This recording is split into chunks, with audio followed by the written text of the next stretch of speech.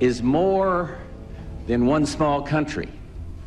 It is a big idea, a new world order, where diverse nations are drawn together in common cause to achieve the universal aspirations of mankind. With few exceptions, the world now stands as one. A year and a half ago, in Germany, I said that our goal was a Europe whole and free. Tonight, Germany is united. Europe has become whole and free. The world can therefore seize this opportunity to fulfill the long-held promise of a new world order. We can find meaning and reward by serving some higher purpose than ourselves, a shining purpose, the illumination of 1,000 points of light.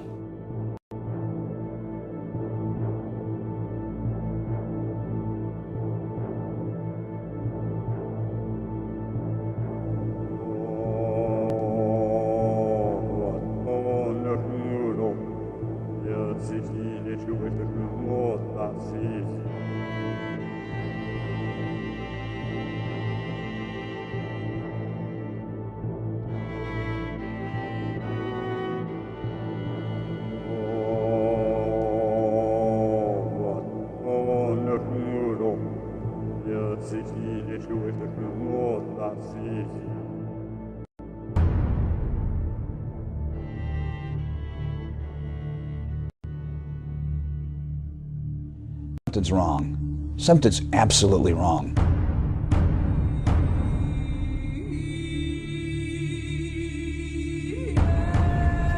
9/11? Inside job. Plain and simple. All you gotta do is connect the dots. It is time for us all to dig deeper, because this could be an inside job.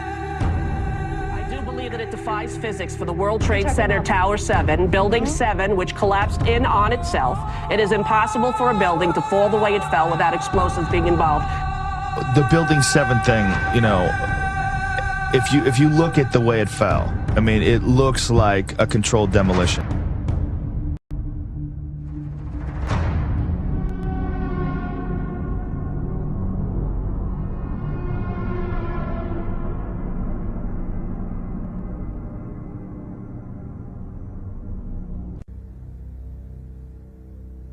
Can you believe what you have been seeing on CNN today, ladies and gentlemen? Can you believe it? Supposedly, a CNN reporter found Osama bin Laden, took a television camera crew with him, went into Osama bin Laden's hideout, interviewed him and his top leadership, his top lieutenants and colonels and generals in their hideout. This is a CNN reporter with a camera crew.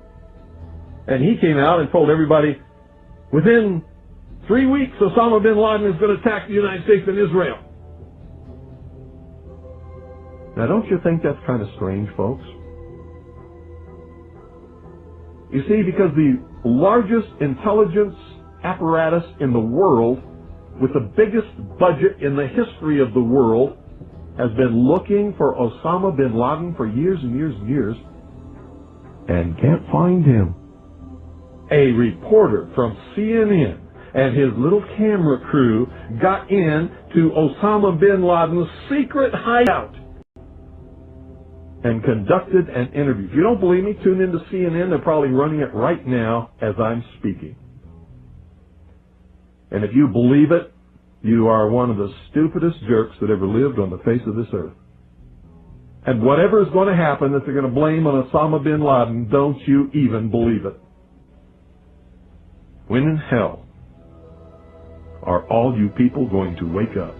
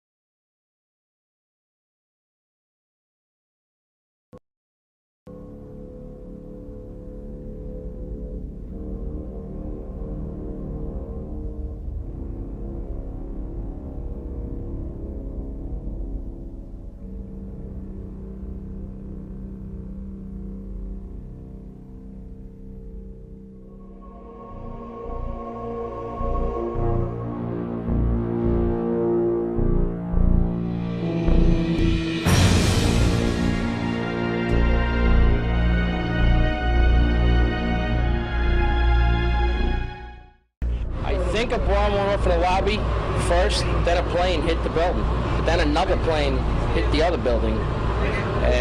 But when I was coming through the doors on the other side of the Trade Center, something, either they blew the lobby up or something, because it blew the glass out of the doors and knocked us all down.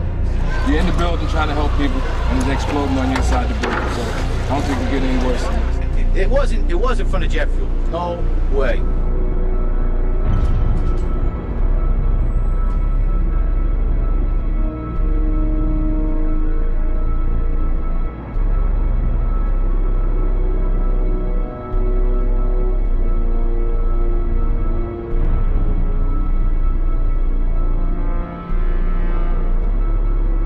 People don't understand. There may be more. Any one of these fucking buildings can blow up. This ain't done yet.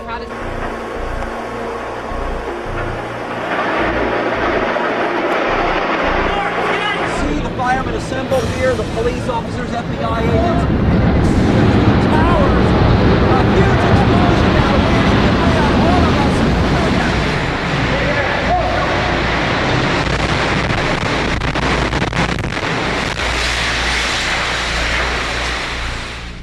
My name is Tom Sullivan. I worked for Controlled Demolition Incorporated, CDI, the top-rated explosives demolition firm in the world, owned by the Loiseau family during the years surrounding 9/11.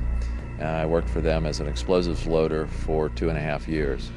As an explosives loader, my job was to place explosives in the buildings to prepare them for demolition. There are many steps that you need to take. First off is you have to weaken the building.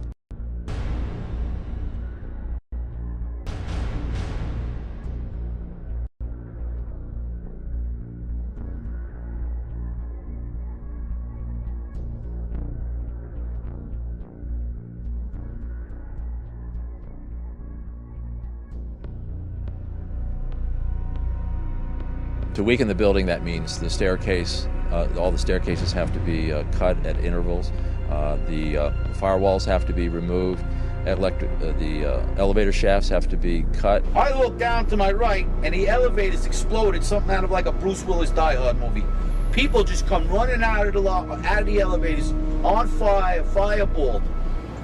I mean, it was like, what is going on here? Something's up here. I mean, the plane's up there, now there's fire down here. Then you have to move to the support columns on the particular load floors. And those are cut by a torch for two reasons. First, to weaken them, and also to allow for charges to be placed onto the structure, onto the columns themselves. And that essentially reduces their strength by about 20%. And even with all of that work being done to weaken this building, it still remains safely standing, so we can continue to work in it. The story that just a few columns can cause a synchronized global collapse, an implosion, is, well, that's just nonsense.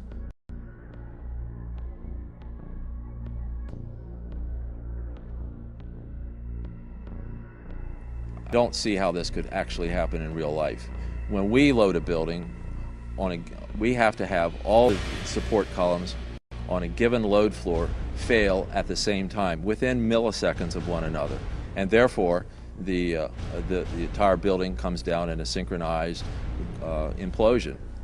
So I think this notion of a one column failure causing an entire building to implode in a synchronized fashion is just nonsense. Looking at the building, it wouldn't be a problem once you gained access to the elevator shafts. How about an elevator modernization, which we know was going on the 9 months prior to 9/11? Yes, Elevator World, March 2001 documents it.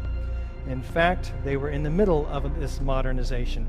There are people who noted that the elevators were locked in turn and that there were guards placed at these locked elevators during the modernization. Of course, you would have to have access to security. Securicom was brought in. Who sits on the board of Securicom? Marvin Bush, the younger brother of George Bush. Then a team of loading experts would have access to all the core columns and beam. The rest could be accomplished at that point by just the right kind of explosives for the job at hand. The choices are many out there.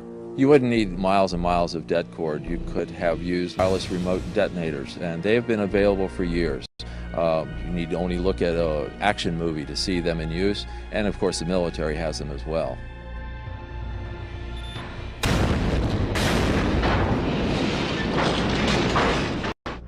You want to call your mother or something?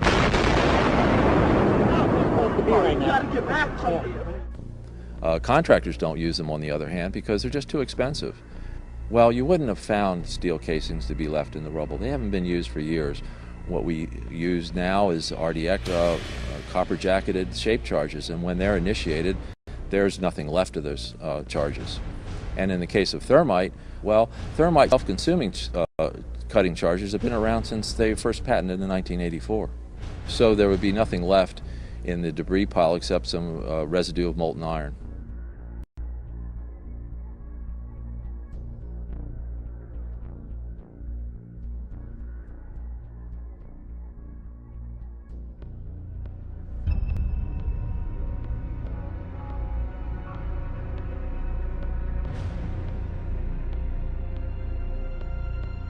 Get down below and you'd see molten steel running down the channel rails, like you're in a foundry. These incredibly hot areas were found at the bottoms of the elevator shafts, down 7 basement levels. The molten steel was found 3, 4, and 5 weeks later when the rubble was being removed. He said that molten steel was also found at World Trade Center 7. The highest temperature was in the east corner of the South Tower, where a temperature of 1,377 degrees Fahrenheit was recorded. The molten steel in the basement was more than double that temperature.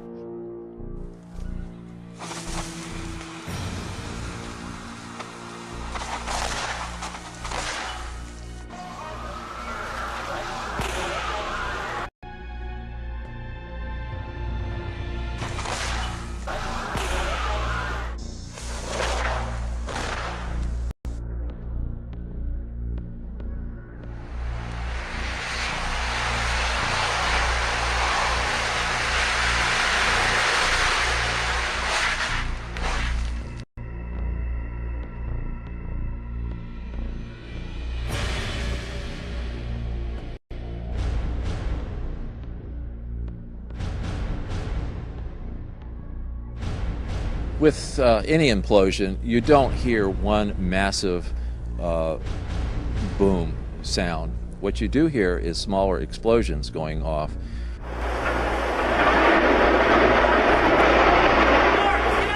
Mr. Sunder of NIST has said that you would, if this had been a controlled demolition, you would have heard a large, massive bomb going off. The World Trade Center. You can see the firemen assembled here, the police officers, FBI agents.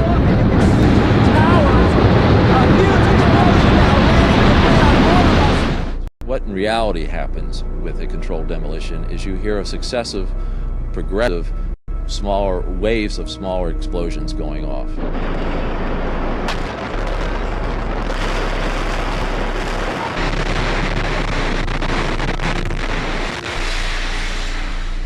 In the case of thermite cutting charges, you would have heard far less noise, since they are worked by thermal heating, melting of the steel, rather than an explosive cutting as in RDX charges. I knew from day one that this was a controlled event, and why I did that is because simply looking at Building 7, you have a sudden collapse of the building. It's fairly symmetrical as it comes down. There's the classic kink, which means that the center core fails first, and you can see that on the video, and the building falls near free fall. So I really honestly didn't believe this from day one, because this is the way buildings classically come down with a controlled demolition.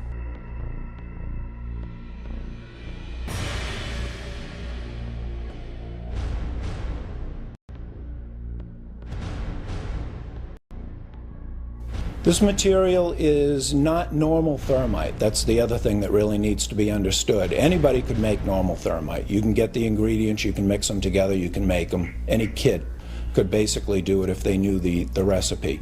This material is composed of, the real key ingredient that I don't think anybody else could really make in a convenient way is the nano aluminum. It's a controlled substance. I could go buy it, but the government limits how much I can buy of it. It's very, very difficult to produce in these sizes and to keep from reacting. It's not something that you just get at the local five and dime or you're going to make on your own. It's a very, very difficult to make material. And that's the one thing in there that really tells me specifically that this wasn't some guys working in caves in Afghanistan, or it wasn't you know, somebody in their basement doing this. This was, you know, a massive engineering operation that made these materials. So the military uses it for a number of different applications. Another one, if you do a search on Google for thermite and building demolition, you can find all sorts of wonderful devices that have been fabricated and invented that use thermite for building demolitions.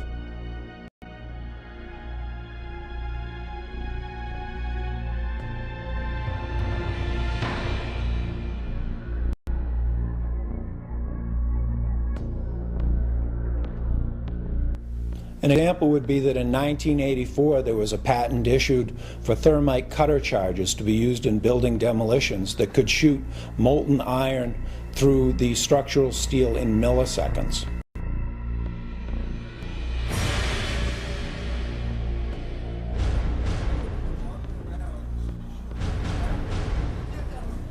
Oh my God! That was a bomb that did that. Oh, fuck! Look at that! That was a fucking bomb that did that. There's no goddamn way that could have happened.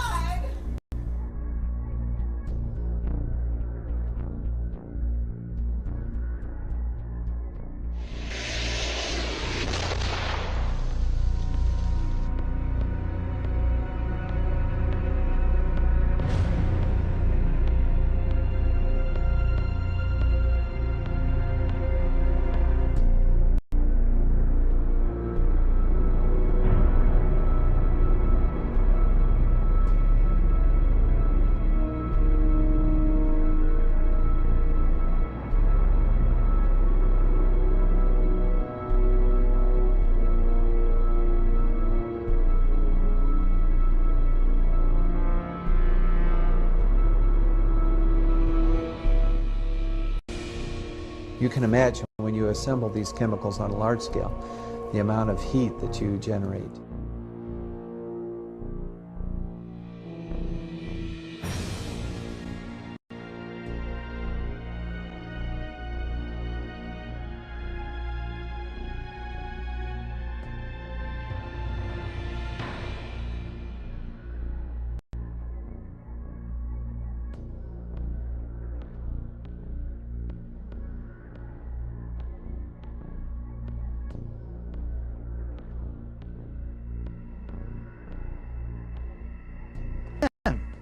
Who does Bush appoint? He appoints Henry Kissinger. Naming Kissinger sets a new standard for cynicism, or for being out of touch, or both.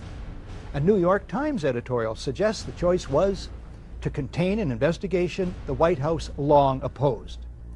But Kissinger at least is an expert on the date September 11th.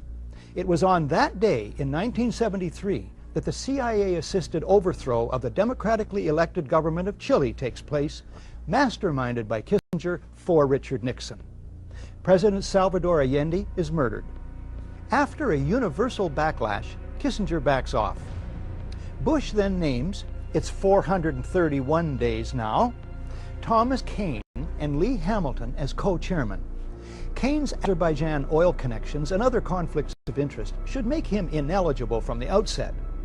He earlier co-chairs the Homeland Security Project. Observers have noted that huge profits are to be made in the surveillance and security industries these days. The White House chooses all the commissioners. Lynn calls them key insiders rife with conflicts of interest.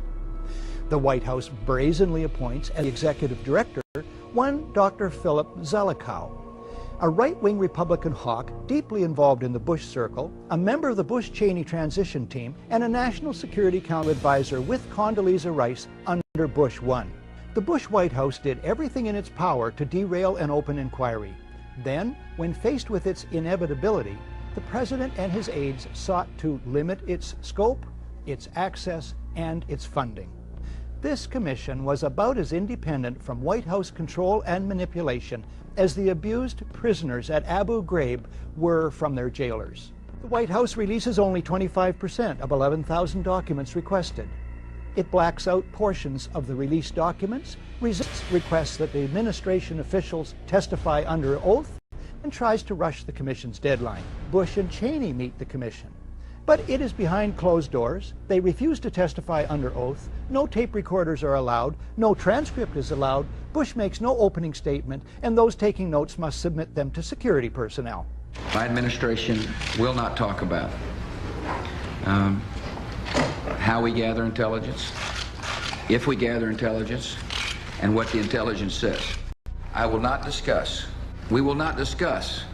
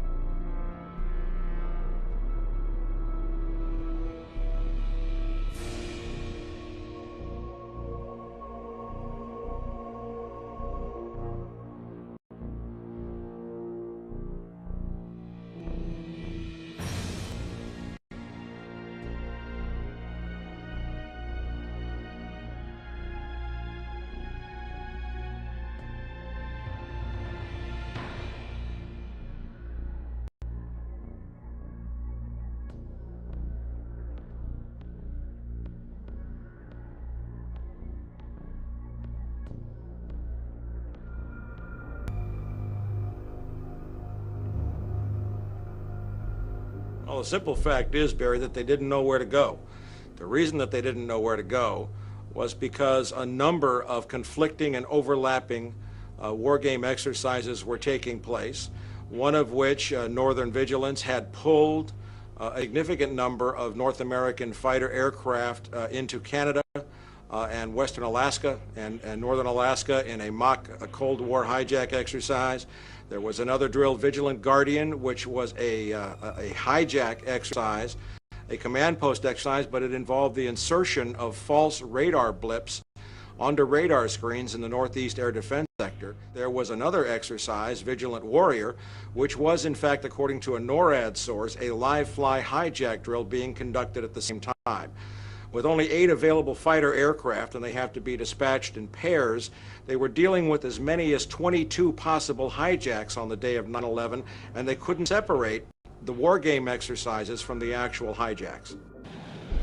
Hi, Boston Center, Team U. We have a problem here. We have a hijacked aircraft headed towards New York. We need someone to scramble some F-16s or something up there to help us out. Is this real world or exercise? No, this is not an exercise, not a test. But this was done deliberately, though. These war game exercises were apparently very well planned by someone who I will show, I believe, was Dick Cheney in the United States government to deliberately confuse FAA, NORAD, and U.S. Air Force fighter response to fulfill a prophecy that another man had once said, let one happen and stop the rest. We do not have a clear explanation for why fighters from Andrews Air Force Base were sent out over the sea first and couldn't turn around because the 9/11 Commission seemed to change all the evidence just arbitrarily right before it issued its final report. So we don't have a clear explanation, but certainly there was, it is all consistent with a motive that said make sure that the fighters don't get to any place in time to stop the 3 critical attacks on the World Trade Center and the Pentagon. Do we want to think about scrambling aircraft? Oh, God, I don't know. That's a decision somebody's going to have to make probably in the next 10 minutes.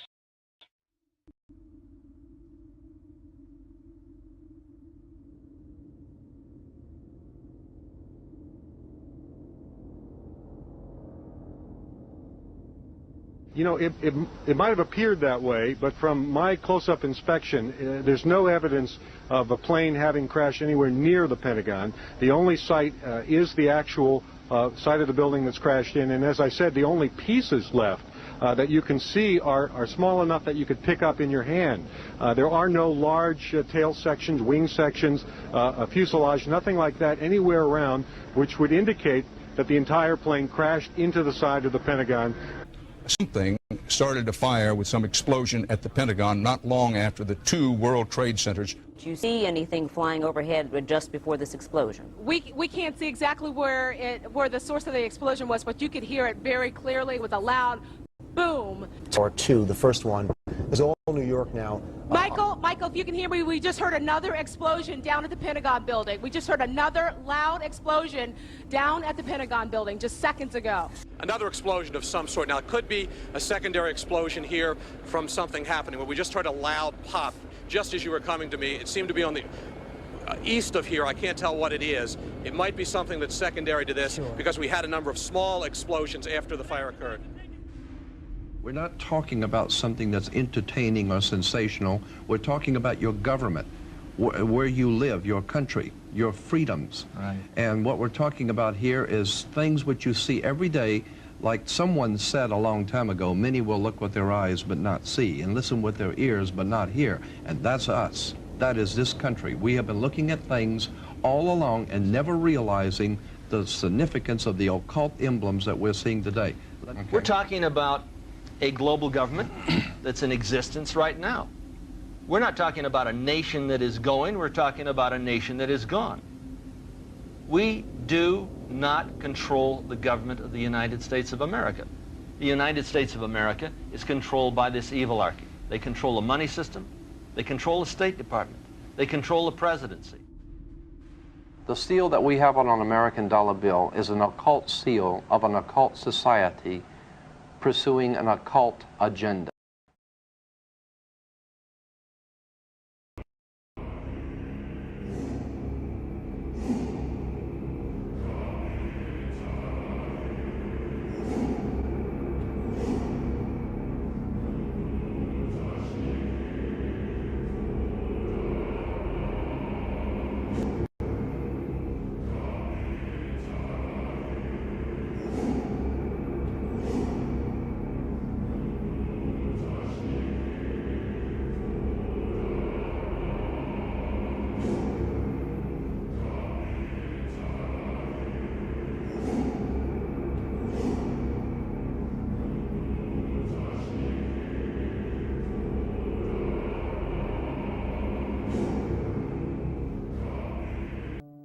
Now you might be noticing I don't feel about that war the way we were told we were supposed to feel about that war, the way we were ordered and instructed by the United States government to feel about that war. See, my mind doesn't work that way. I got this real moron thing I do, it's called thinking.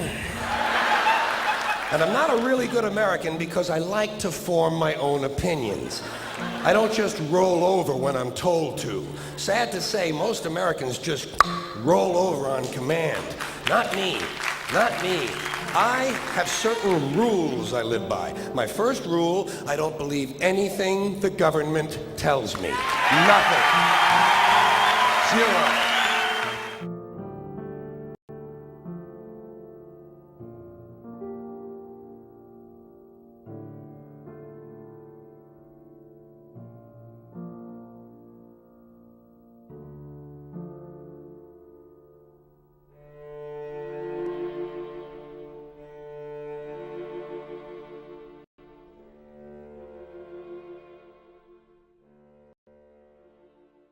It concludes that Iraq has chemical and biological weapons, that Saddam has continued to produce them, that he has existing and active military plans for the use of chemical and biological weapons, which could be activated within 45 minutes, including against his own Shia population.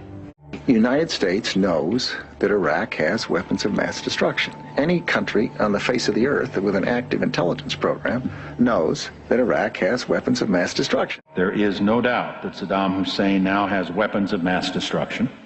There is no doubt that he is amassing them to use against our friends, against our allies, and against us. This is his. And if he does not disarm, the United States of America will lead a coalition and disarm him in the name of peace.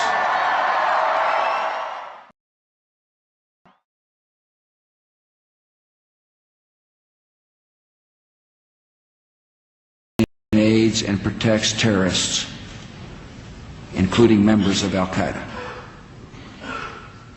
Secretly and without fingerprints, he could provide one of his hidden weapons to terrorists or help them develop their own. Before September the 11th, many in the world believed that Saddam Hussein could be contained. The war on terror is, you can't distinguish between Al-Qaeda and Saddam when you talk about the war on terror. We've learned that Iraq has trained Al-Qaeda members in bomb making and poisons and deadly gases. He's a threat because he is dealing with Al-Qaeda. We know that Iraq and Al-Qaeda have had high-level contacts.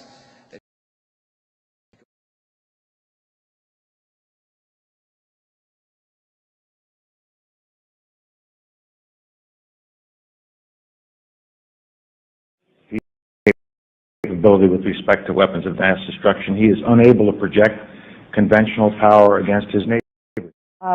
To keep arms from him, his military forces have not been rebuilt.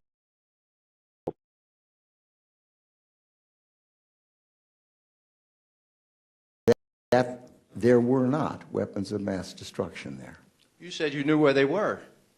I did not. We know where they are. They're in the area around Tikrit and Baghdad and east, west, south, and north somewhat. You said you knew where they were, near Tikrit, near Baghdad, and north, east, south, and west of there. Those are your words.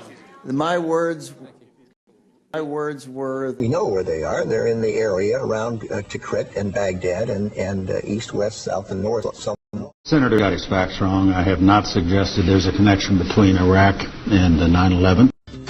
With respect to 9/11, of course, you've had the story that's been public out there. The Czechs alleged that Mohammed Atta, the lead attacker, met in Prague with a senior Iraqi intelligence official 5 months before the attack. He said there were three main reasons for going to war in Iraq: weapons of mass destruction, the claim that Iraq was sponsoring terrorists who had attacked us on 9/11, and that Iraq had purchased nuclear materials from Niger.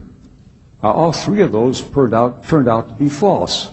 First, just if I might correct a misperception, I don't think we ever said, at least I know I didn't say, that there was a direct connection between September the 11th and Saddam Hussein. Saddam Hussein aids and protects terrorists, including members of Al-Qaeda.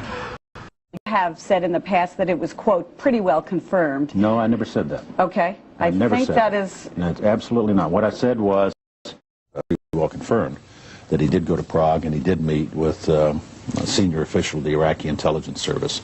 Well, let me just ask you this. If they did not have these weapons of mass destruction, though, granted all of that is true, why then did they pose an immediate threat to us, to the country? You and a few other critics are the only people I've heard use the phrase immediate threat. That he has existing and active military plans for the use of chemical and biological weapons, which could be activated within 45 minutes. Active chemical munitions bunkers, mobile production facilities. The United States knows that Iraq has weapons of mass destruction. The reason I keep insisting that there was a relationship between Iraq and Saddam and Al-Qaeda, because there was a relationship between Iraq and Al-Qaeda. What did Iraq have to do with what? The attack on the World Trade Center. Nothing. You know, what has been happening as we debate the number of troops, as we debate whether to withdraw, is also this continual debate over the intelligence leading up to the war. And I know you've said you believe that it's wrong to question the motives or the honesty of administration officials, but I have a different question for you. If you had known that no weapons of mass destruction would be found, would you have advocated invasion? I didn't advocate invasion. You didn't? No, I wasn't asked. If you read all the books and the things... You weren't, but why weren't you asked? That's very puzzling. Well, I'm sure the president understood what my views were, but as a technical matter, did he ever look and say, what should we do? Should we go do this or not do that? This is something that the president thought through very carefully. Are you trying to distance yourself from the war with that? Of course not. I agreed completely with the decision to go to war. And said that 100 times. And don't even suggest that. I'm just asking. Yeah, well, you know better. Look, the interesting thing to me about the pre-war intelligence is clearly it was wrong. Every statement I make today is backed up by sources, solid sources. These are not assertions. But would you have been for an invasion if we had known that? The answer is The answer is probably yes. Iraq, one Democratic senator now says you can add the entire Intelligence Committee to the list. Dick Durbin of Illinois making the amazing claim on the floor of the Senate that while he and perhaps the 16 other members of that Intelligence Committee knew the administration was misleading the American public, he, perhaps they, kept quiet about it because due to his position on the committee, he had been sworn to secrecy. A few hundred feet away from here, in a closed room, carefully guarded, the Intelligence Committee was meeting on a daily basis for top secret briefings about the information we were receiving, and the information we had in the Intelligence Committee was not the same information being given to the American people. I couldn't believe it. Members of this administration were in active, heated debate over whether aluminum tubes really meant that the Iraqis were developing nuclear weapons. Some within the administration saying, of course not. It's not the same kind of aluminum tube. At the same time that members of the administration were telling the American people to be fearful of mushroom-shaped clouds. I was angry about it. Frankly, I couldn't do much about it. Because you see, in the Intelligence Committee, we're sworn to secrecy.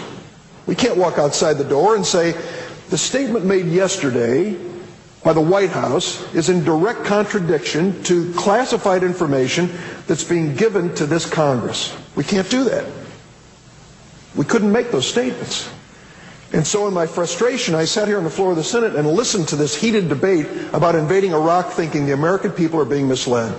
They are not being told the truth.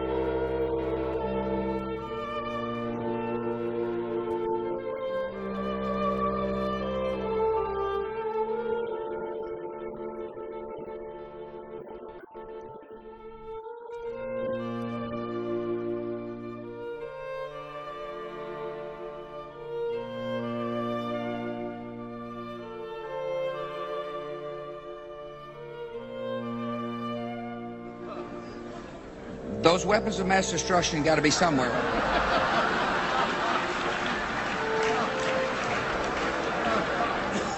Those weapons of mass destruction got to be somewhere. I'm right down, dude. I tell you what. Shit!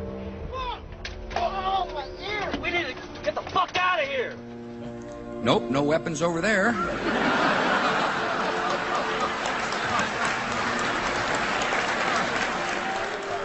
Those weapons of mass destruction got to be somewhere. Nope, no weapons over there.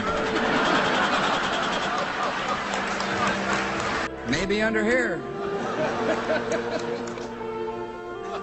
Oops, this photo wasn't supposed to be in here. This is a Skull and Bone secret signal.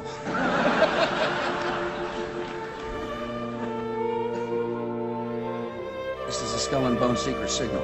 This is a Skull and Bone secret signal. This is a Skull and Bone secret signal.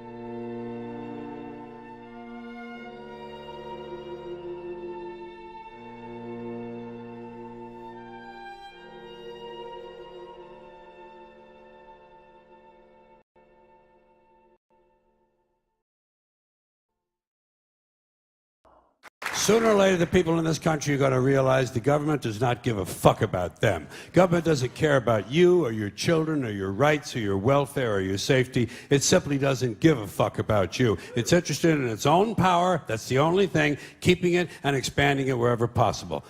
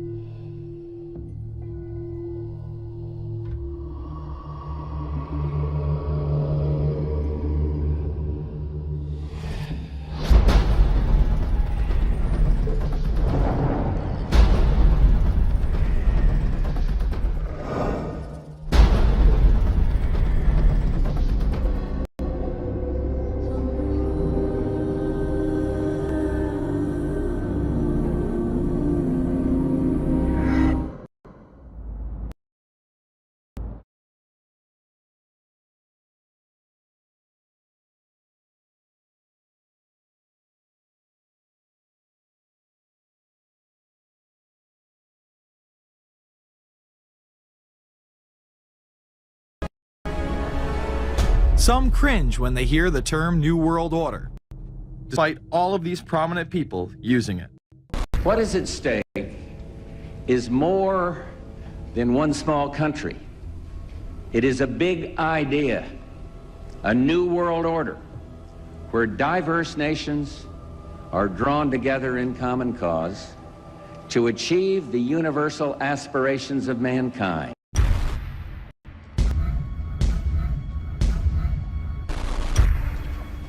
The world that maybe some people dreamt of at that conference back in Bournemouth, when it looked as if maybe history would end, that liberal democracy would triumph, that free market economics would slowly progress, and we'd have a new world order. We are part of a new world order. And as the recently departed Admiral William J. Crow once said, it's long on new and it's short on order.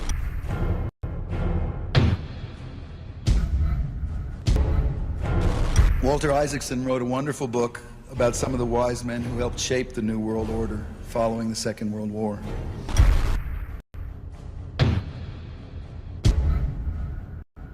As we devise a way forward in Iraq, I urge the international community to embrace its responsibility for creating that new world order.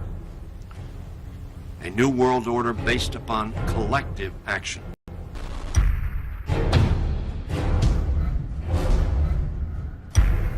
The transatlantic partnership was never just the foundation of our security.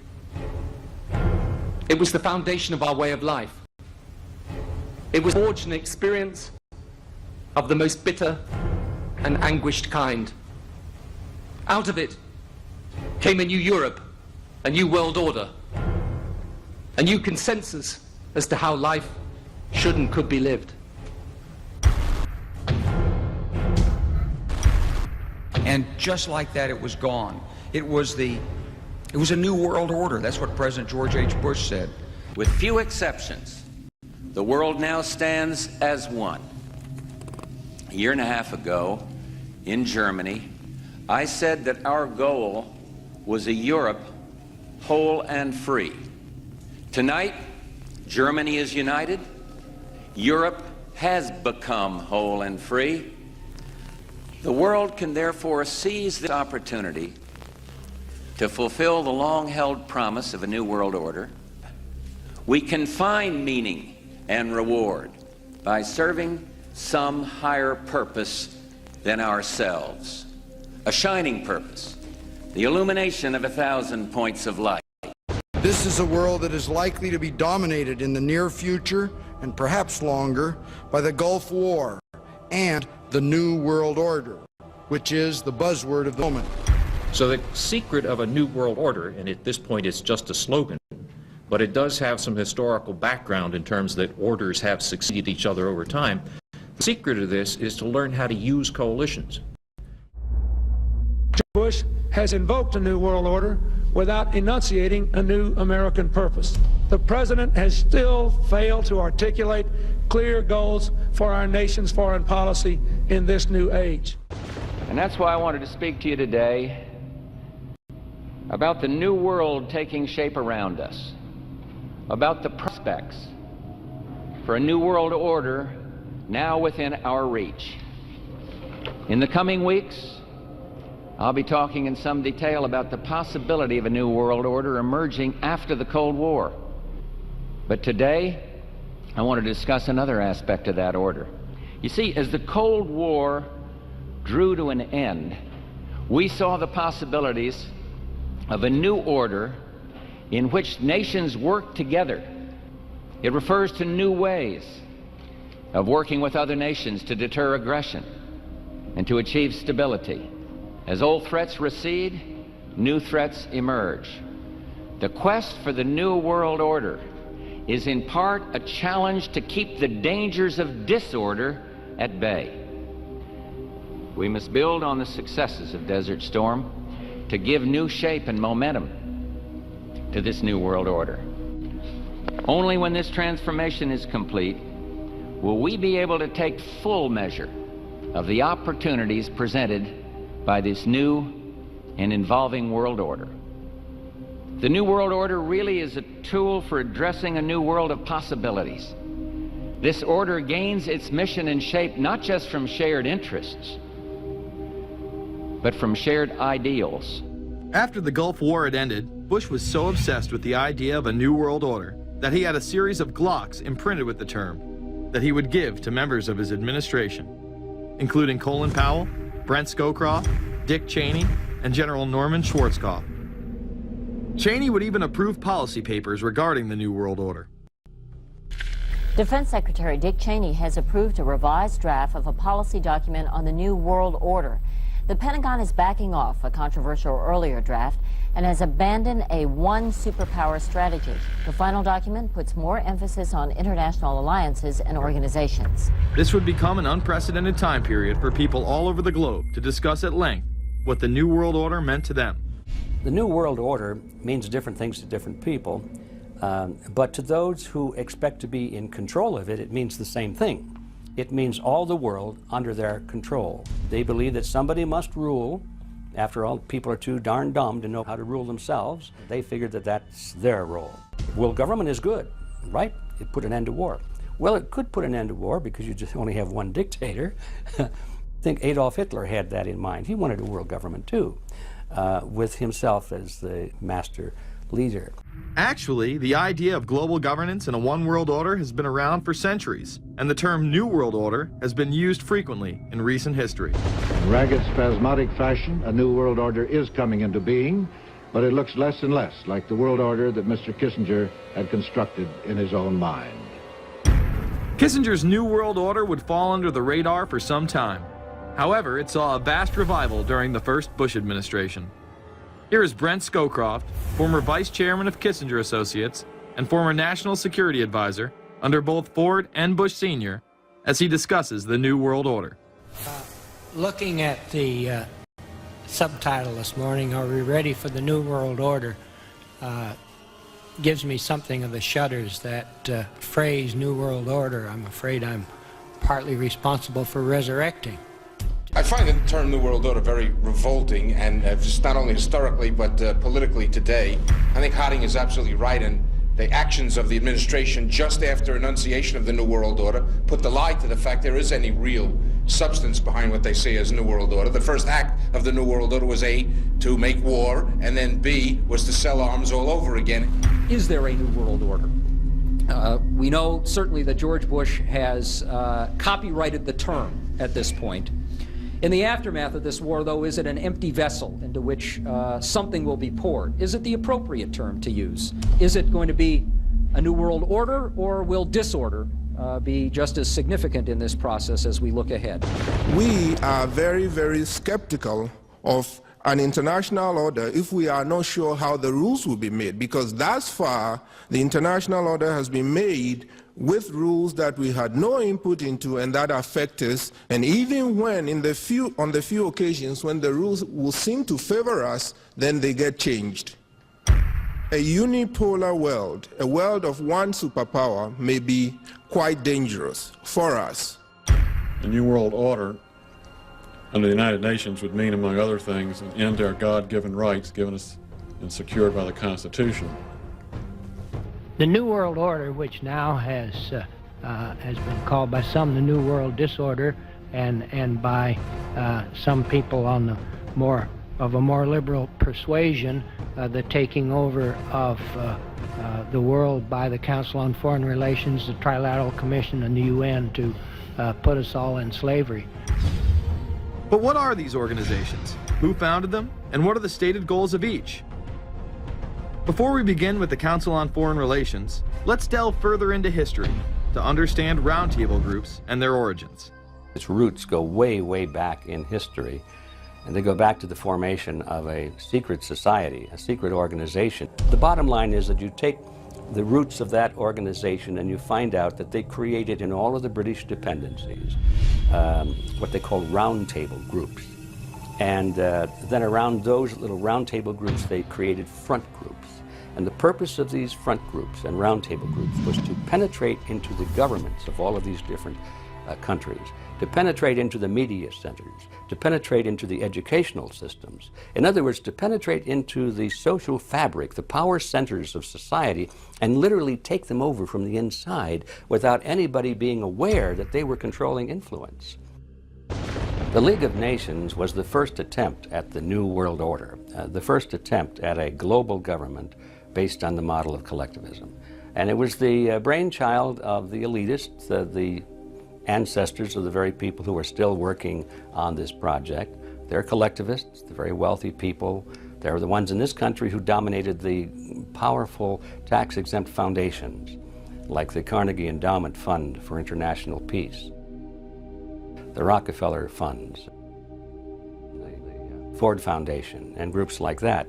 These people were on record, even way back then, that they had to have a new world government, and they dreamed of that being embodied in the League of Nations. And they were solidly behind it.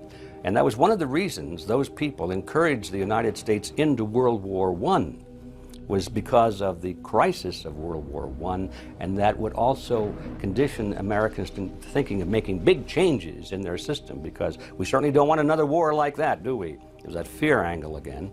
And they thought, well, by being in World War I, then we would be a major participant at the table to carve up the world and create a new world government. And that was to be the League of Nations. Now, why is that important? It's important because the avowed purpose of the Council on Foreign Relations is to create a new world order, a global government based on the model of collectivism. And that includes the elimination of the United States as a sovereign nation. That's why it's important. The people running this country are determined to destroy it. The Council was heavily criticized during the 1980s for being an organization hell-bent on destroying national sovereignty in favor of a world government.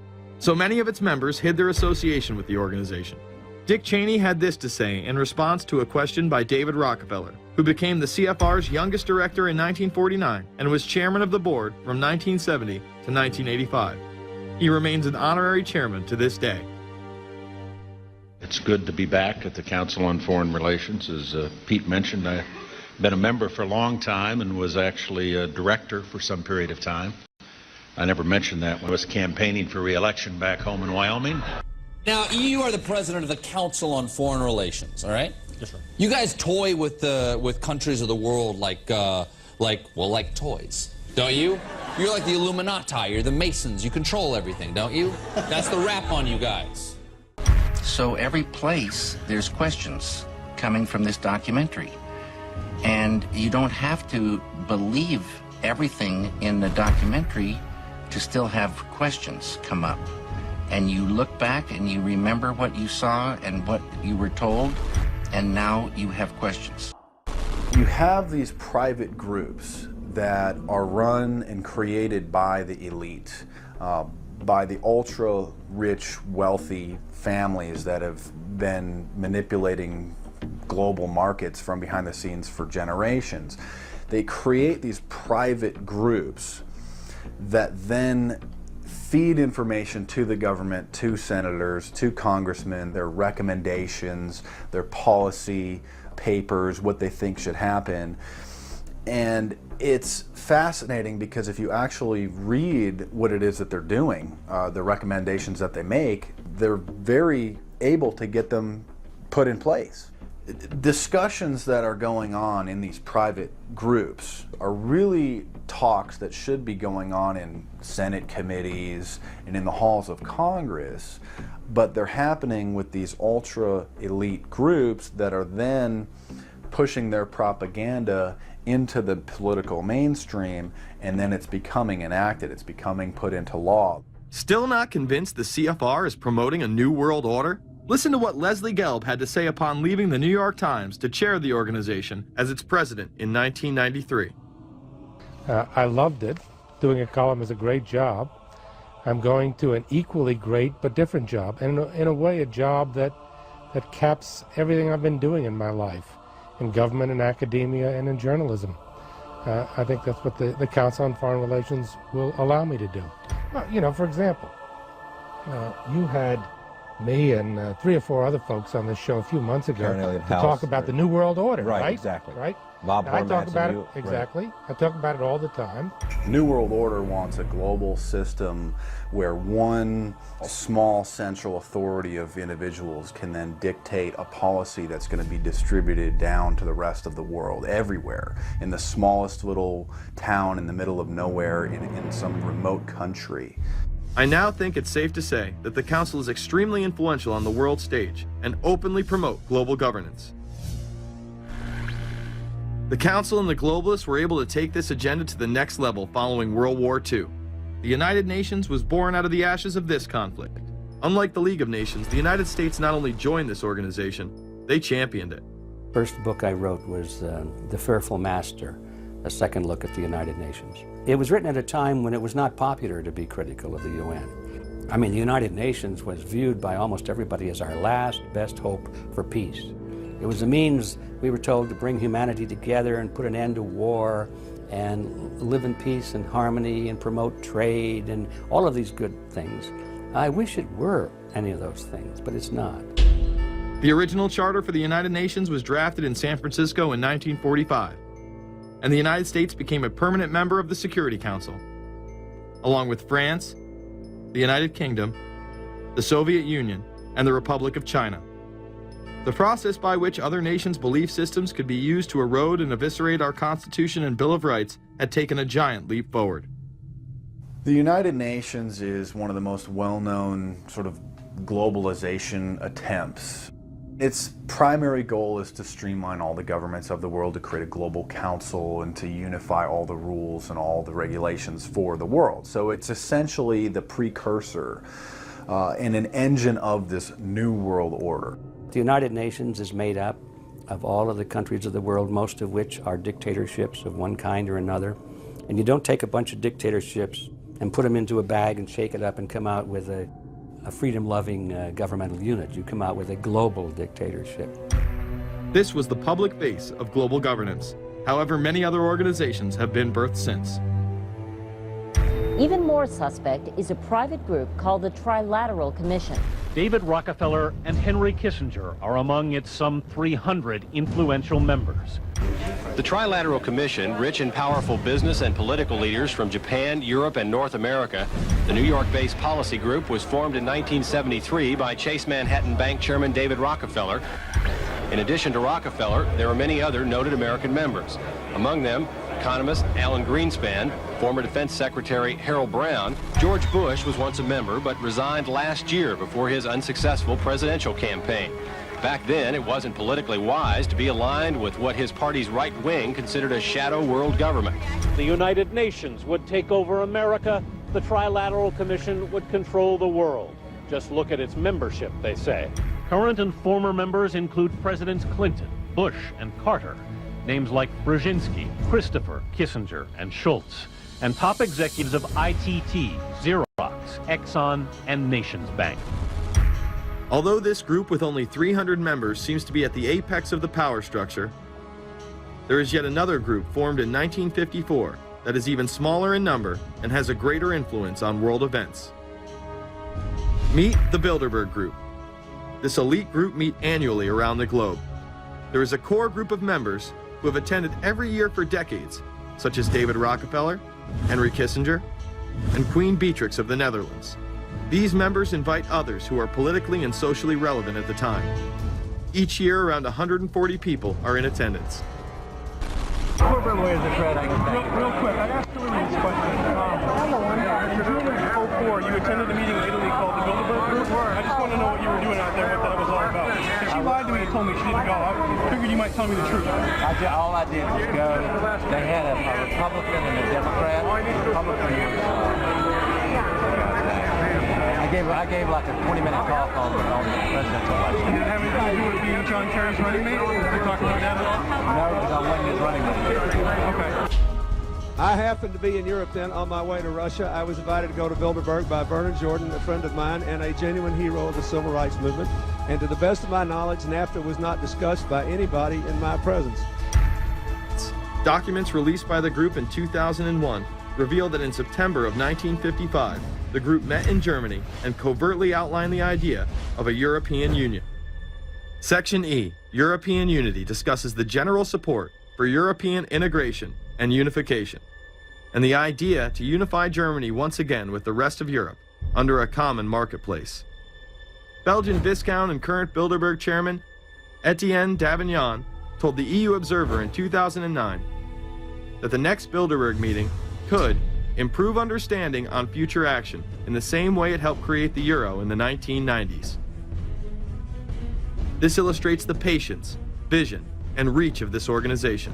It was able to promote and establish both the European Union and a European currency over the course of just under 40 years, incrementally. One of the things that the elitists discussed back at the turn of the century when they were talking about how do you convert the United States into a collectivist system was the fact that you can't do it quickly. You have to let people get used to it incrementally, because any major change would be rejected. The 1957 Conference of Rome, where the Common Market Treaty, providing for free trade in all products, was at last signed. 6 nations, France, Germany, Italy, Belgium, Holland, and Luxembourg, agreed to remove all mutual barriers to trade within 12 to 15 years, the embryo of a political union which they proclaimed to be their ultimate objective. In that fashion, it's possible for people to get used to this process and even to think it's a good thing. People will accept the gradual growth of government, the gradual loss of their purchasing power. They'll accept almost anything if it's done gradually, and we have to be very alert to that. 2008 and 2009 attendees include World Bank President Robert Zoellick, Treasury Secretary Timothy Geithner, former head of British Secret Intelligence Richard Dearlove, Donald Graham, CEO of the Washington Post, CNN host and author of The Post-American World, Fareed Zakaria, and many other giants of business, politics, and media. You just came back from meeting with the Bilderberg Group. The Bilderberg Group are, you know, when people who are conspiracy theory people, they send me mail, it's usually about the Bilderberg Group. And I get these books on my front door, which I'm uncomfortable with, and it's all about the Bilderberg, like they're the modern day Illuminati. Are you a member of the Bilderberg Group? I don't think we're supposed to talk about this. Many have identified them as the kingmakers, the puppet masters that pull the strings behind the scenes. Perhaps there is no better example of this than what occurred during the 2008 conference. Immediately after Obama had been selected as the Democratic presidential nominee, the pressure was on to choose a running mate. We've put together a committee. We are going to be equally deliberative in how we move forward. And we're not going to do it in the press, and we're not going to do it through surrogates. He then tricked the press corps into staying on the plane as it took off from Washington. He was whisked away to an undisclosed location. What's interesting and dangerous about the New World Order is that it's not a natural progressing idea. It's just not civilization naturally evolving and organizing into this system. It's the group of extremely powerful people that are manipulating the system to get it to this status from behind the scenes without anybody's knowledge. You have to ask yourself, if there isn't an agenda going on to keep those organizations quiet and to keep them out of the news, to keep the discussions about them behind closed doors, then why is it that these supposed experts on the left and on the right never talk about them? This has been a condensed history of the globalist organizations and their rise to power. But is there a reason they meet behind closed doors?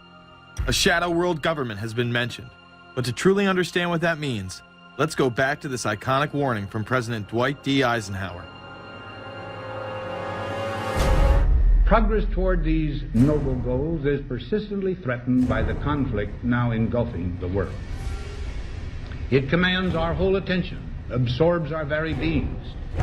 We face a hostile ideology, global in scope, atheistic in character, ruthless in purpose, and insidious in method. In the councils of government, we must guard against the acquisition of unwarranted influence, whether sought or unsought, by the military-industrial complex.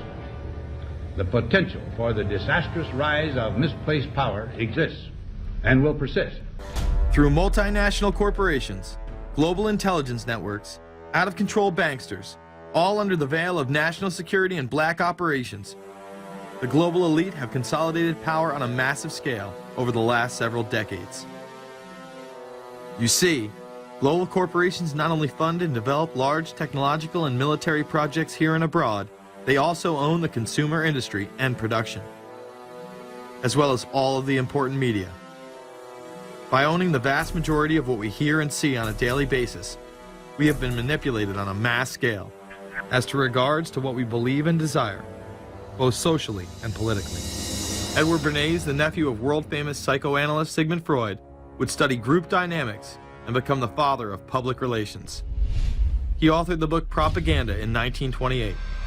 In it, he described how to intelligently and consciously manipulate the habits and opinions of the masses within a democratic society. He went on to state that those who harness this unseen mechanism of society constitute an invisible government and are the true ruling power. It is they who pull the wires which control the public mind, who harness old social forces and contrive new ways to bind and guide the world. The average American is distracted, mindless, worried about minuscule things, celebrities, as if it was their own family members. And this is by design, because the powers that be, who own the media, know how our brains work. They know scientifically how the human mind functions.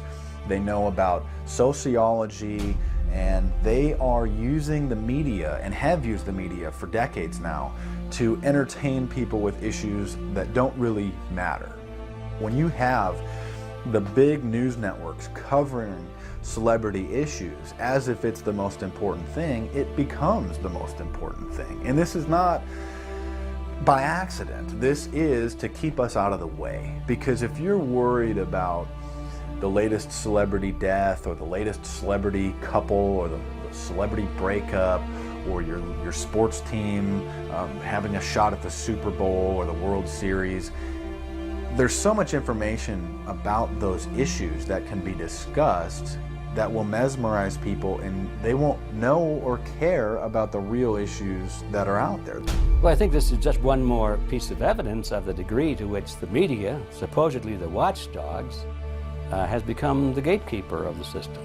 So as the populace is mesmerized and hypnotized by powerful behind-the-scenes forces, as they are distracted by the latest celebrity scandal, the newest cell phone, and their favorite sports team, this network disguises itself, remaining in the shadows.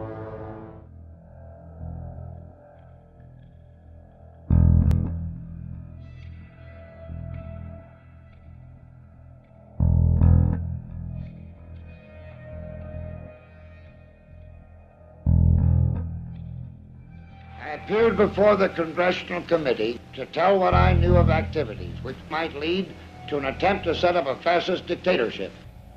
The potential for the disastrous rise of misplaced power exists and will persist. The very word secrecy is repugnant in a free and open society. And we are, as a people, inherently and historically opposed secret societies, to secret oaths, and to secret proceedings. President Bush signed a formal agreement that will end the United States as we know it. And he took the step without approval from either the U.S. Congress or the people of the United States. The secret organizations of the world power elite are no longer secret. It's known as the Bilderberg Group. Could their objective be world domination? I'm Jim Tucker. I've chased Bilderberg for 30 years. I'll never give up the chase. Bilderberg plan for the whole world is nothing less than world government. I'm not comfortable with that at all. Who elected these guys to run the planet? They are the elitists. They feel they should run the world for their own selfish interests. Now we can see a new world coming into view. A world in which there is the very real prospect of a new world order. Bilderberg is making great progress toward a world government, and only an educated, informed public can stop them in their tracks. David Rockefeller admits in his own memoirs that he wants to destroy the United States. Right. He's a traitor. It's good to be back at the Council on Foreign Relations. As Pete mentioned, I've been a member for a long time and was actually a director for some period of time. I never mentioned that when I was campaigning for re-election back home in Wyoming. Let us never tolerate outrageous conspiracy theories. Well, the reason I bring it up, if you've ever heard any of our call-in shows, you know that we have people that think about the conspiracy theories of people like you. You would be a poster child for these people because you have served on the board of the Council on Foreign Relations. You helped start the Trilateral Commission, and you've been to the Bilderberg Group. Are people too close in this world? People in business too close to the governments? Well, you know, there is such a thing as insidious influence. And the question is, how does it operate? Does it involve bribery? And does it involve some sort of psychological domination of individuals? I don't believe in this notion of some sort of secret societies controlling people. But of course, in any political system, there are sort of over-the-table and under-the-table arrangements. The New World Order was on display with the first Gulf War and the creation of a European Union. After losing to his crony Bill Clinton, he faded into the background as the agenda for a New World Order marched forward. Whenever these agendas were threatened, those who opposed them ended up dead.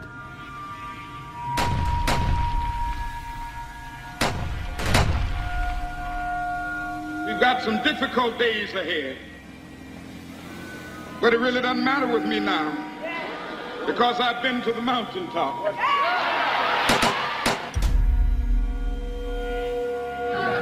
My thanks to all of you, and now it's on to Chicago, and let's win there. Thank you very much. gave a paper about all three of the big assassinations in the 60s, which was John F. Kennedy, Bobby Kennedy, and Martin Luther King. And there are certain common denominators. I call these events deep events. We've become accustomed to the idea that every now and then something is going to happen, and we just know from the beginning we're not going to get to the bottom of it. And the more they happen, the more reconciled we've become to this state of affairs. In 1978, the House Select Committee on Assassinations could not ignore there was a conspiracy in regards to the assassination of John F. Kennedy. Good evening. A congressional committee has concluded that President John Kennedy and civil rights leader Martin Luther King Jr., both of them, were probably killed as the result of conspiracies.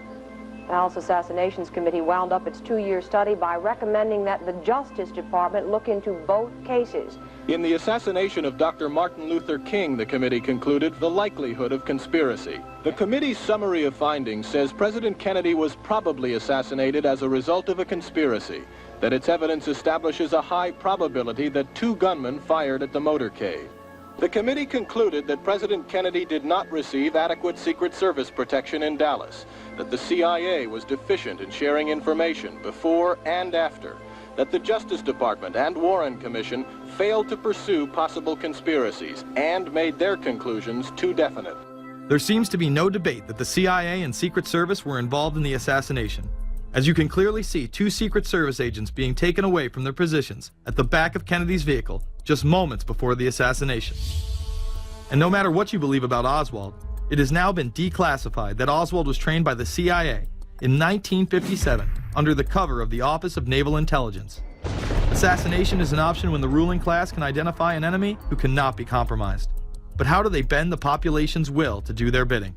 Well, the false flag operation is one in which the attacker carries the flag of someone else. It's usually a military operation, and the purpose, of course, is to create the impression that the attacker is someone else.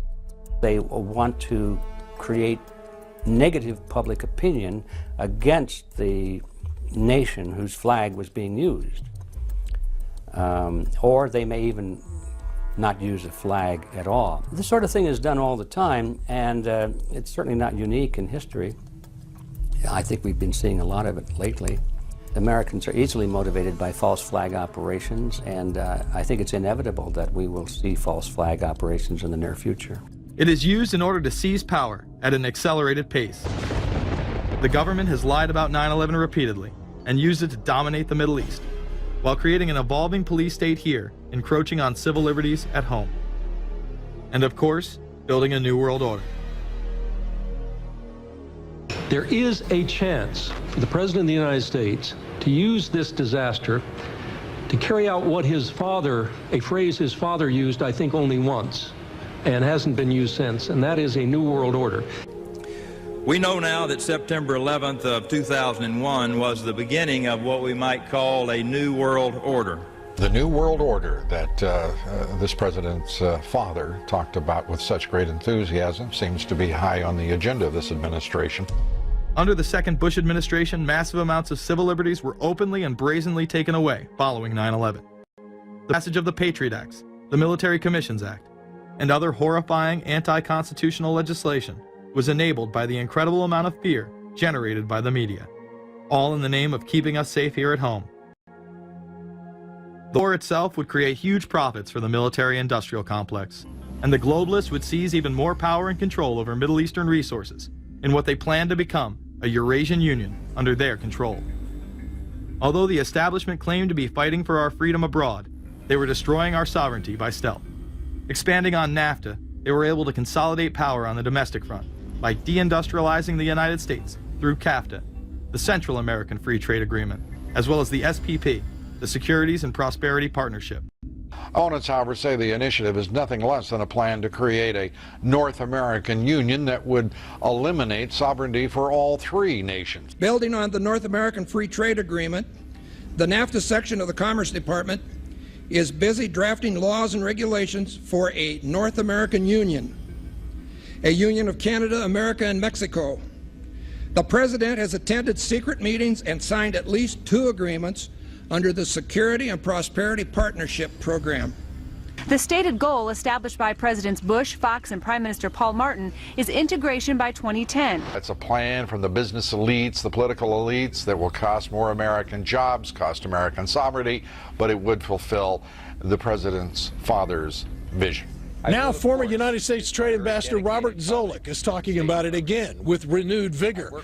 This time, a new world order with business at the helm of trade and economic policy.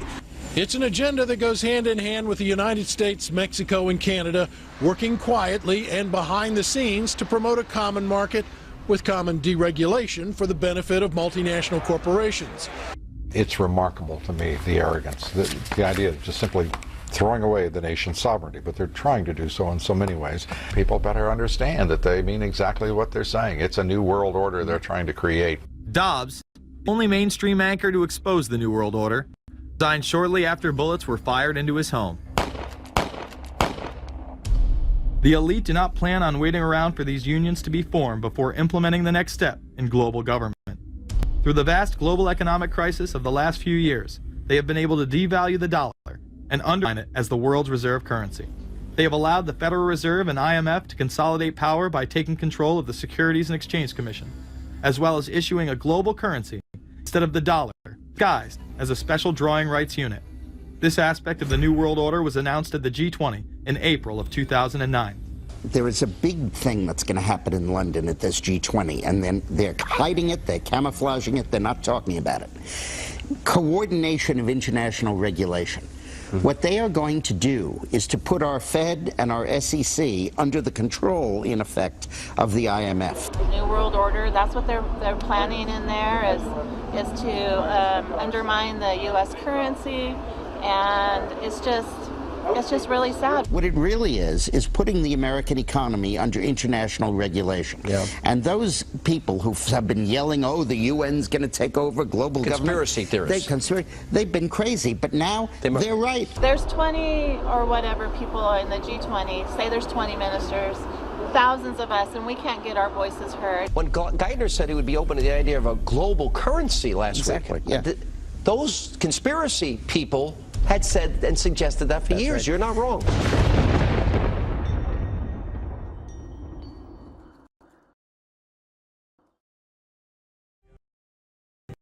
In a free and open society.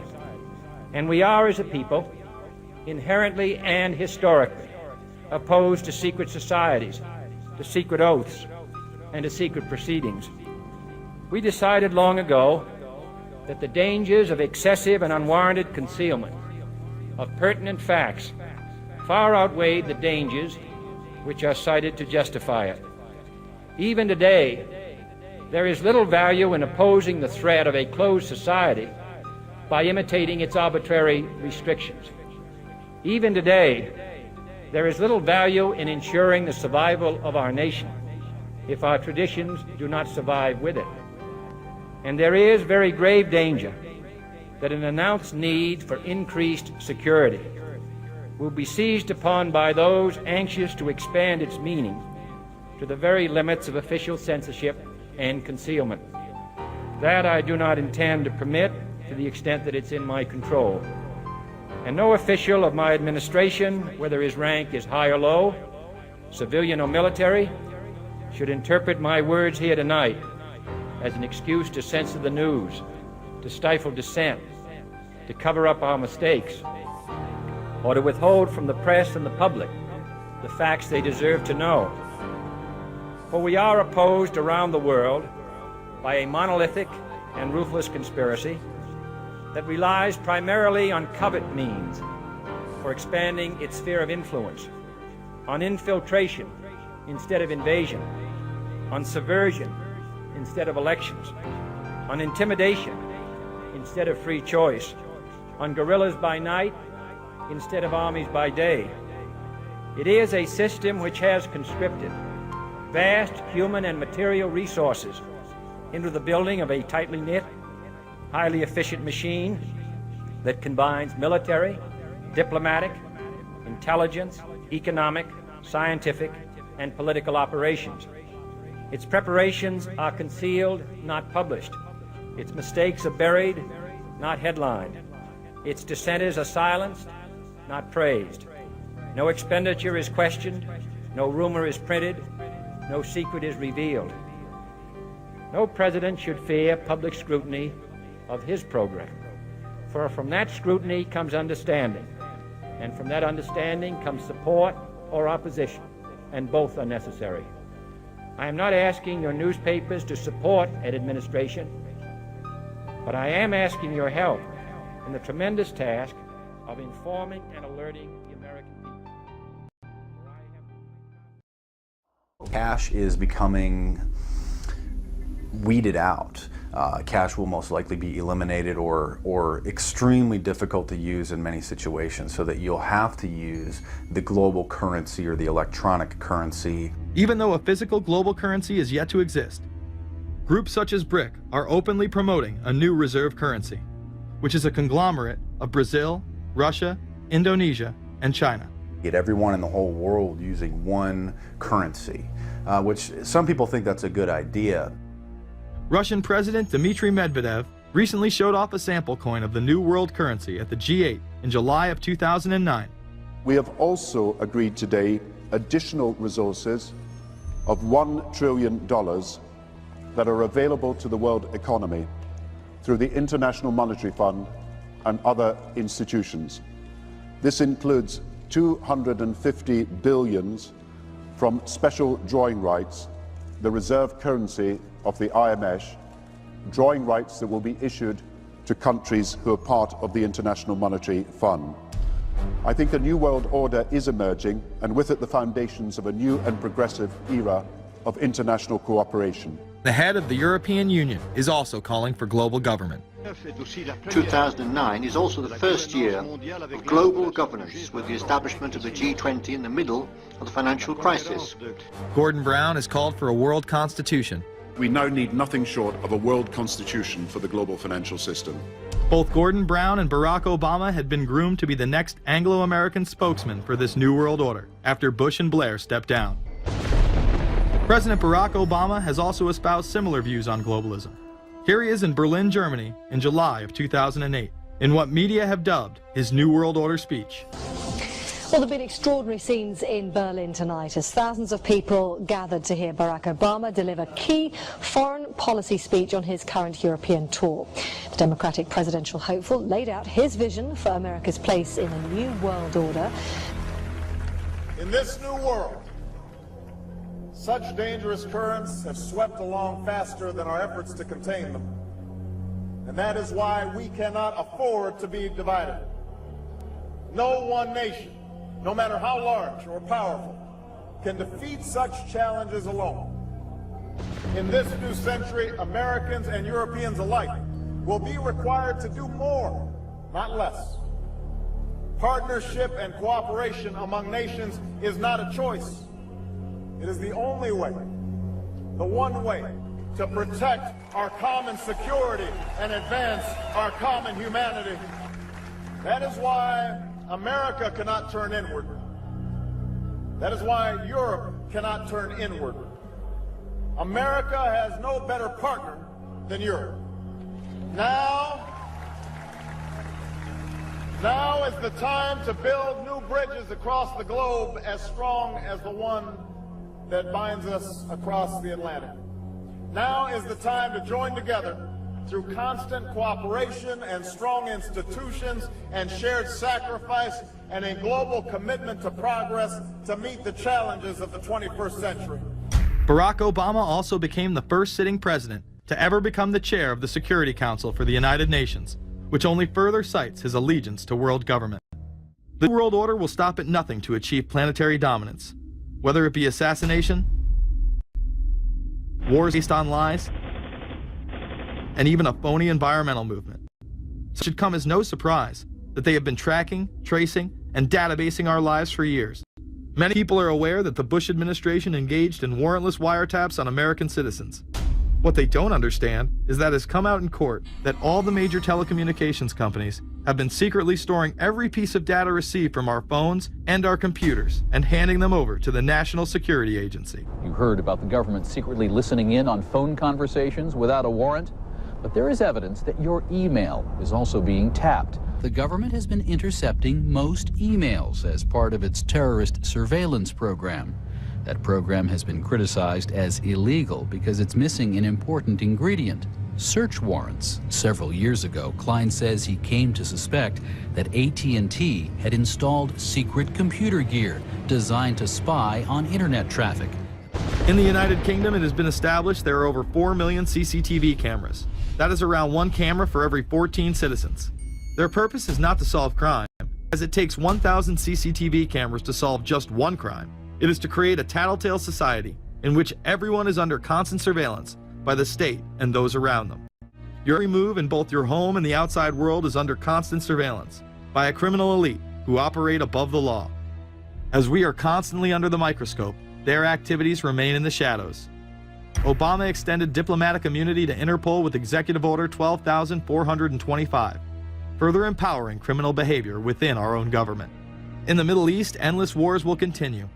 Under the Obama administration, we have sent tens of thousands of more troops into Afghanistan.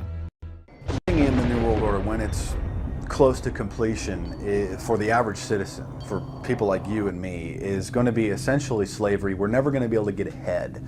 We're never going to be able to amass enough wealth, essentially to retire or to do what we want to do in life. We're going to constantly be working for the man. They're creating essentially a two-class system. So it's going to be an inner ruling elite and then everyone else. And I got news for you. You're everyone else.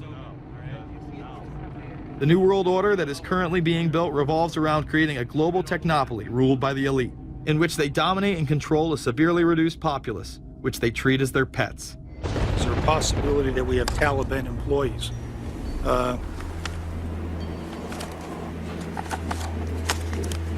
The commander in the field, or I should say the COCOM commander, General Petraeus, has made it a conscious effort to, as part of his coin strategy, to hire local nationals. I can't talk in this form, nor am I the qualified guy to talk about it, but there is no doubt in my mind, one day you're on one side of the ledger, the other day you may be on the other side of the ledger. Biometrics have been instituted in both Afghanistan and Iraq, where individuals are subject to fingerprint devices, iris scanners, and electronic databases to screen local residents as well as DNA tests. This includes anyone within the populace of a combat zone. Someone has to go out there with the biometric registration equipment, take your iris scans, take your scans and get you registered in the system like that. As scary and tyrannical as these systems seem to be, none may be as dangerous as the implantable RFID microchip. Through various pretenses, including terror, security, and entertainment, the chip has been promoted and integrated into society. In 2001, following the 9/11 terrorist attacks, the Jacobs family became the first family to be injected with microchips in front of a live television audience.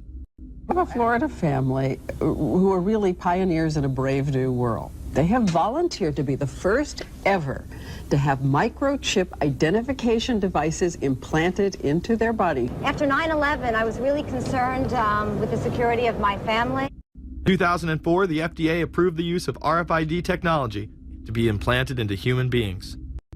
However, studies dating back to the 1990s show the implantable microchip has been linked to cancer in animals, but this has not slowed the agenda of control. In Barcelona, trendies get chips in order to receive VIP status at the exclusive Baja nightclub. A simple swipe of the arm gets them in without a line, and it pays for their drinks too. The Mexican government also chipped employees for security measures in 2004. We're interested today to hear that more than 100 law enforcement officials in Mexico are having microchips implanted in their arms. The chips allow a person to be scanned, sort of like a cereal box at the supermarket checkout. Mexico's Attorney General and 160 of his deputies have had microchips implanted in their arms. It is to provide access, said the Attorney General, to the right people in exclusive areas. Today, aside from being promoted as a device that can save your life by storing all of your medical information in it, it is being promoted as the next generation tool for video gaming. Sega developer Yu Suzuki plans on developing gaming technology using implantable RFIDs. He states, people that have some sort of chips in their bodies, to be able to keep track of vital signs. So it doesn't have to be a scary thing, but you could put a sensor here. You know, a bit like the Matrix, as he points to his arm. It's not really something only in the future. Some people already have them, chips in their bodies. Suzuki is correct. It has never been easier to order a microchip online and implant it under your skin. Microchips implanted in your hand, arm, or shoulder is just the beginning. Some have already taken implantable brain chips that may enable the blind to see again, the deaf to hear, and much, much more, including the ability to download information directly into the brain and instantly communicate with anyone in the world, creating a worldwide mind. It's very interesting that the way that the New World Order is going is moving towards a system that is identical to that, whether it's going to be an implantable microchip, an RFID, a thumb scan, whether it's going to be some sort of a tattoo. Imagine a planet where every human being is required to be chipped at birth. This would be the final tool implemented in a command and control world government system in which the elite rule the masses with total control of their lives. This is, of course, a terrible predicament for those of us who are convinced that this system is slowly but surely destroying this country and has to be changed. But we can't count on the elected presidents to do it, and we can't count on the elected Congress to do it. We somehow have to mobilize the technological resources of the internet to create some kind of new political force in this country. So is there anything else about the ruling class we should know? Politicians, business leaders, and media figures are often portrayed as pillars of morality while they describe themselves as Christian conservatives. Nothing could be further from the truth. In reality, many of the elite are groomed at a young age to take part in occult rituals. Those who attend Yale are indoctrinated into the Order of Skull and Bones, an elite secret society cloaked as a fraternal order.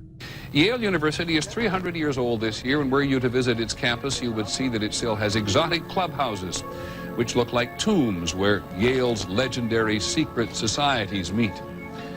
Their prestige and importance have largely evaporated, but the rituals are still a secret. And so when we heard that some enterprising characters had managed to spy on the famous Skull and Bones Society, we couldn't resist.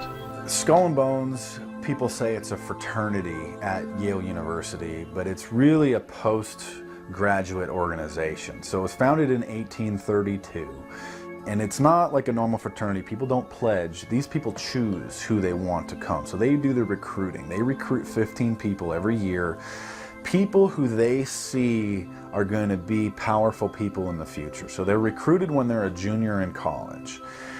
A lot of these people come from really wealthy and influential families because they know that this person has the resources to then elevate them to a position of power that can benefit the club. The video shows the neophytes, or initiates, kissing a skull, then performing a mock human sacrifice. Horrific screams caught on tape include chants of, "The devil equals death, death equals the devil." True. Famous alums include Senators John Kerry and John Chafee, to name two, cabinet secretaries such as Averell Harriman, and 3 presidents, William Taft, George Bush, and George W. Bush, who's been reluctant to talk about Skull and Bones. Does it still exist? The thing is so secret, I'm not even sure it still exists.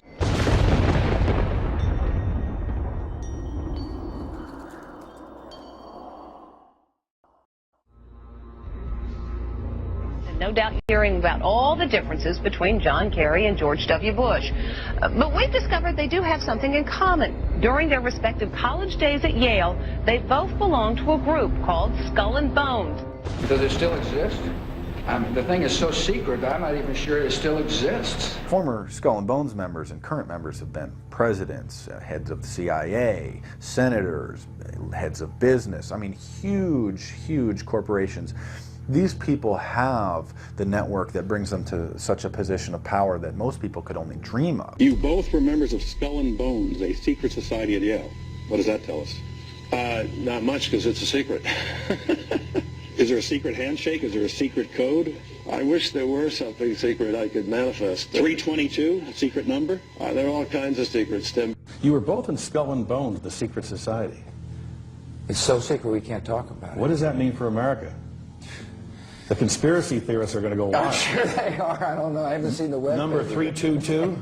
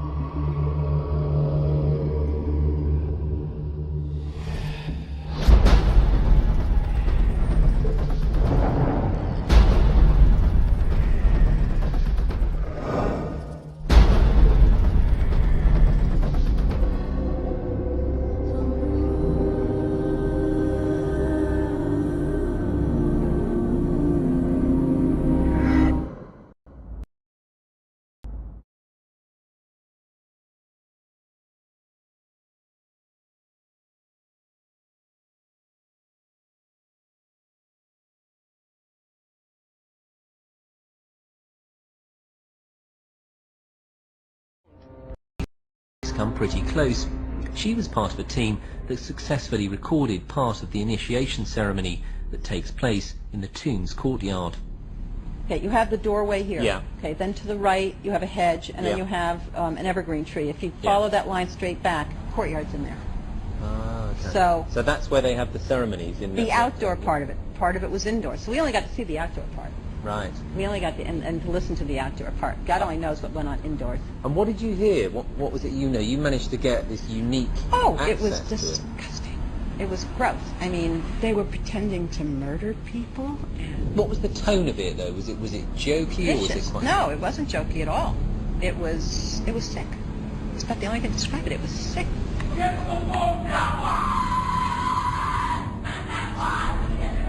What you're hearing is the first recording ever made of the Skull and Bones initiation ceremony. It has never been broadcast before.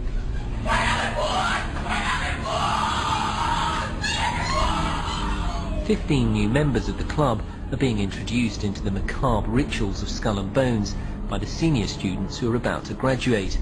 The club has what some might see as a strange fascination with death, skulls and bones.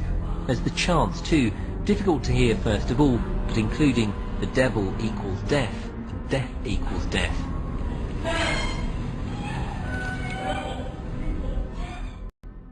This is an elaborate, occult, ritualistic entry into this group that they are now a member of for life. This culture of death and the occult continues long after college. Later on in life, these pagan rituals carry on in the redwoods of Sonoma, California. And what is the Bohemian Grove? Well, it's a kind of summer camp for the powerful, an all-male gathering in great secrecy. This group was formed in the late 1800s by artists, industrialists, and politicians. Bohemian attendees worship the owl as their deity. The Aztecs, Mayans, and other natives of Mesoamerica considered the owl a symbol of destruction and death. This is why the opening ritual for the club is the cremation of care. During the ritual, the effigy of a baby is rowed across the water by the Grim Reaper and given to a high priest, who then tosses it on a fiery sacrificial altar of a 40-foot owl god. It is an earth-based ritual in which care is burned away. The conscience is symbolically cast aside so that they may ignore the pain they have inflicted on others for the advancement of their own agendas. With this ceremony called the cremation of care, that begins the two-week encampment where the body of dull care, symbolizing woes and concerns, is burned on an altar in front of a big owl statue. When that ceremony ends, they all start to cheer and yell. Now a question. What have Herbert Hoover, Art Linkletter, Jack London, and Richard Nixon all had in common? Well, they've all been members of the exclusive all-male Bohemian Club in California, where every year at this time the elite from around the country get together for 2.5 weeks of fun and games. Among its members are businessmen like Leonard Firestone and Edgar Kaiser, and political figures like Gerald Ford, Henry Kissinger, William French Smith, and George Shultz. President Reagan, Vice President Bush, and Defense Secretary Weinberger are members of other camps. Richard Nixon is a Bohemian, and so are high-ranking executives of such companies as Eastern Airlines, Standard Oil of Indiana, and Bank of America. For the most part, the men of Bohemian Grove are over 50, highly successful, and, according to many employees, politically conservative. Membership in the Grove is by invitation only, and is determined by such factors as social standing, occupation, and personal connections. Privacy is one of the Grove's most cherished virtues. Members may not photograph, record, speak, or write about activities at the retreat. While many public officials are Grove members, the press is a distinctly unwelcome guest. We're from ABC News. Well, get back there. Get back there. Can we talk to somebody in there? Get back there. And what you're looking at here, staggeringly, is a group of people, some of the most famous people in America, in long gowns. Behind them there, you see a 40-foot stone owl. And there's the fire between them, next to the lake at Bohemian Grove. Now, one might wonder, understandably, why the people that run the banking, political, economic system and the media in America should be dressed in long robes doing a ceremony to a 40-foot stone owl. I think we should be told. You see, for over 120 20-plus years in Northern California, in Sonoma County, on a 2,700-acre secluded redwood grove, leaders from around the world, prime ministers, chancellors, presidents, governors, again, the heads of industry, banking, academia, the media, Hollywood, travel there to engage in bizarre, ancient Canaanite, Luciferian, Babylon mystery religion ceremonies. We were inside 4 hours. That's only one day out of the 2 weeks that they meet there for the admitted Summer Fire Festival of the Bohemian Club.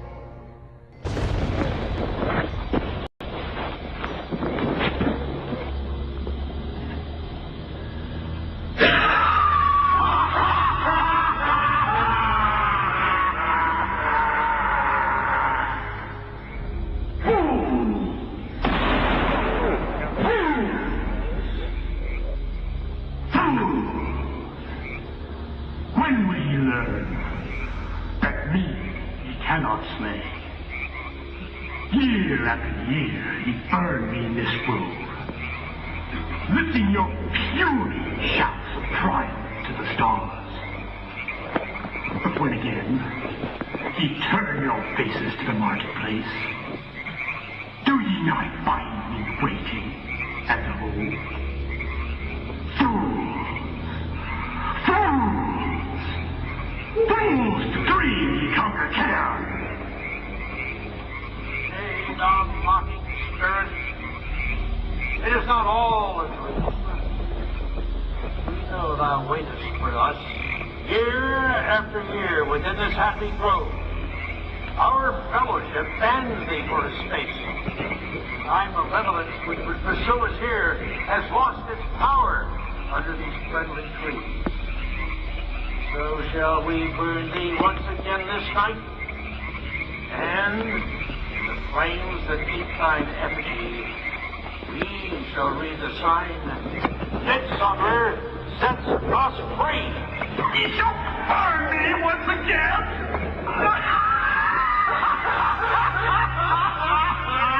Now but leave way, which hither ye have brought from regions where I reign. Ye fools and priests, I spit upon your fire. Hail fellowship's eternal flame. Once again, Midsummer sets us free.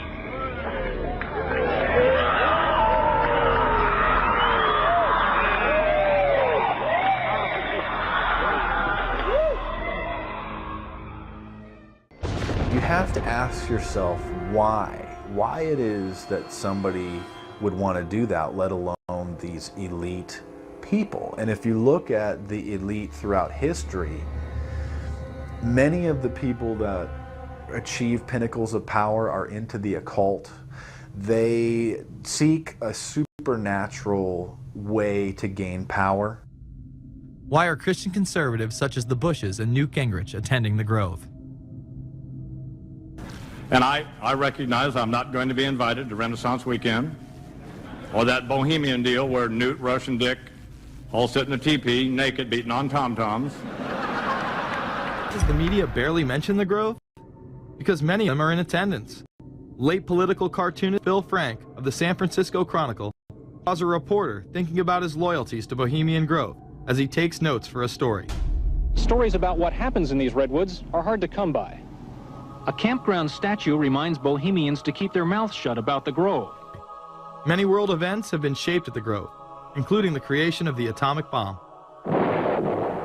Discussions at the Grove in the 1930s helped lead to the development of nuclear power and the atomic bomb. Every Republican president since Calvin Coolidge has been a member, as well as many Democrats, including Jimmy Carter. If you look at the membership lists of the Bohemian Grove and the Council on Foreign Relations, the Bilderberg Group, a lot of the key level people are overlapping and are involved in numerous groups. In addition to pagan rituals that take place there, this all-male club also deals with darker themes through the plays Montezuma, which feature Aztec human sacrifice, and Faust, which feature Mephisto. Bohemian Grove that I attend one time at a time. It is the most faggot goddamn thing you will ever imagine. Again, we see people of the highest levels of power involved in the most repulsive and decadent of crimes. They couldn't care less about the code of conduct that's taught in all major religions about treating others the way that you want to be treated. And then they masquerade, they put this false front on that they're like everybody else, because your average person wants to do right, believes in some sort of a karma, believes in some sort of a divine justice in the universe. And so these people need to put on this front that they're like the average Joe in middle America, that they go to church every once in a while, and that they believe in an afterlife and a divine justice. And so they have to put on this front that they're like everybody else in order to get elected and to be accepted and to not have people look at them suspiciously, because if somebody goes around and openly admits that they were an atheist or that they were of some obscure religion, people aren't going to throw their support behind them as much, and they're not going to trust them as easily. The reality of this behavior is never revealed to the public, as the media keeps any revelations quiet. Unfortunately, these type of activities continue to this day. The insanity is that we have allowed an interwoven elite criminal class to rule over us while posing as the saviors of the planet. We have learned they will stop at nothing to achieve their goals and are not held accountable for their crimes. They prey on the system rather than protect it.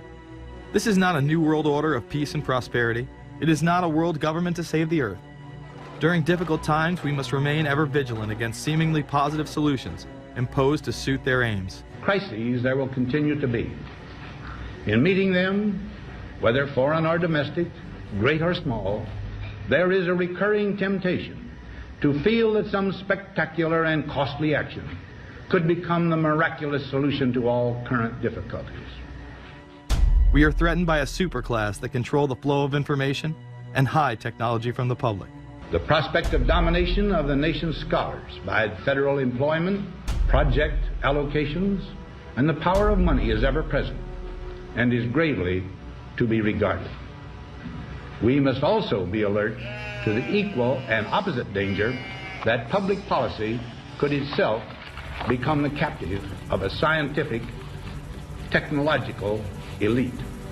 It is time to put down the remote control, to turn off your Xbox, and start paying attention. It is time to step away from everyday luxuries and pop culture and take action against a monolithic, concentrated evil in order to save what's left of humanity. We must now trade in our apathy for action in order to defeat this invisible empire.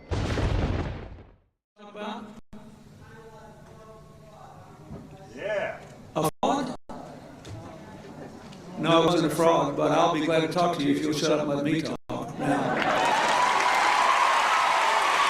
And a fraud, let me tell you something. I'll tell you a couple of stories about fraud. The Bohemian Club, as you said, the Bohemian Club? All those rich Republicans go up and stand naked against redwood trees, right? I've never been to the Bohemian Club, but you ought to go. It'd be good for you. Get some fresh air.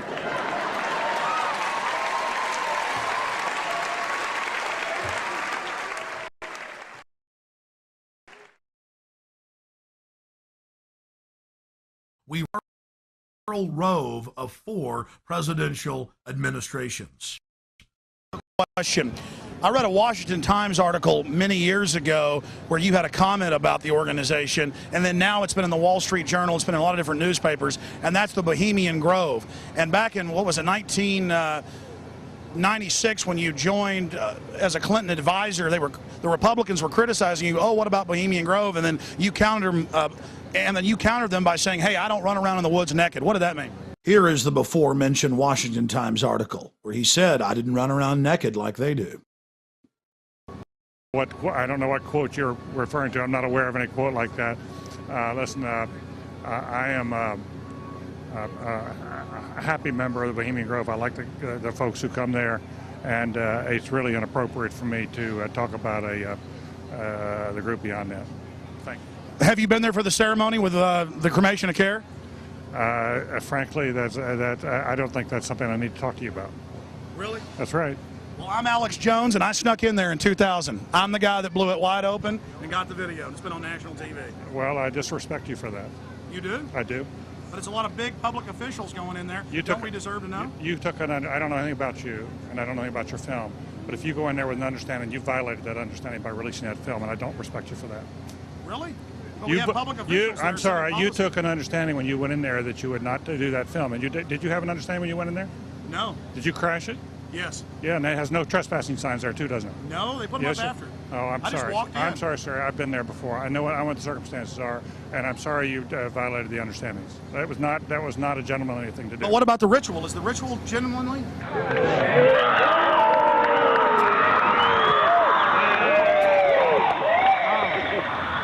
Sir, everything I don't owe you this comment. I know. I appreciate it. This is what's called ambush journalism, and I disrespect you for that as well. So thank you ever and goodbye. been in the ritual? That's none of your damn business. Oh. Right. Listen. You go around and make understandings with people and violate them. You ambush people on the streets, and that's inappropriate form of journalism. If you wish to practice that, that's fine, but don't ask others to respect you for it.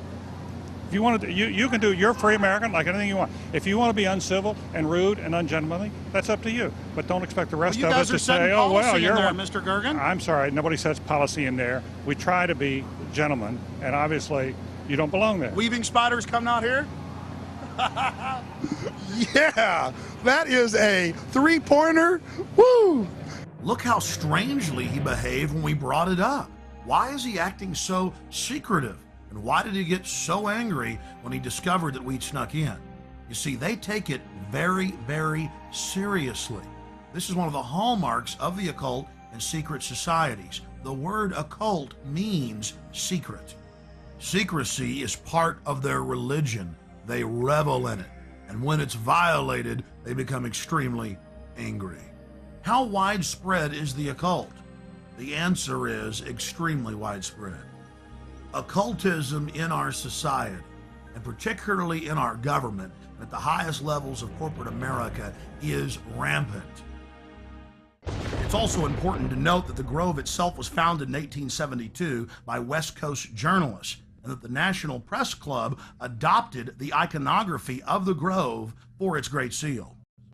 There are three major icons used in the cremation of care ritual: Moloch, the owl idol, the curved staff carried by the high priest, and the eternal flame lamp, the Arabian-style lamp, which the priest uses to ignite his torch, which he then uses to burn the human effigy, Care. Our social lives, going to the football game or the PTA, a little bit different than your average world leader or corporation chief. No, in their spare time, they worship Moloch and mock human sacrifices. We just need to get used to that and accept him as our leaders. Your neighbor engaging in mock human sacrifices to Moloch, the demon idol that was worshipped all over the Mediterranean and the Middle East, would you let that neighbor walk your dog or house sit, or how about babysit your children? Be in control of the nuclear launch codes. Well, we give you a revelation. They are in control of national deficit, of Congress, of your bank account, of your local police department, and see you as cattle, as their slaves.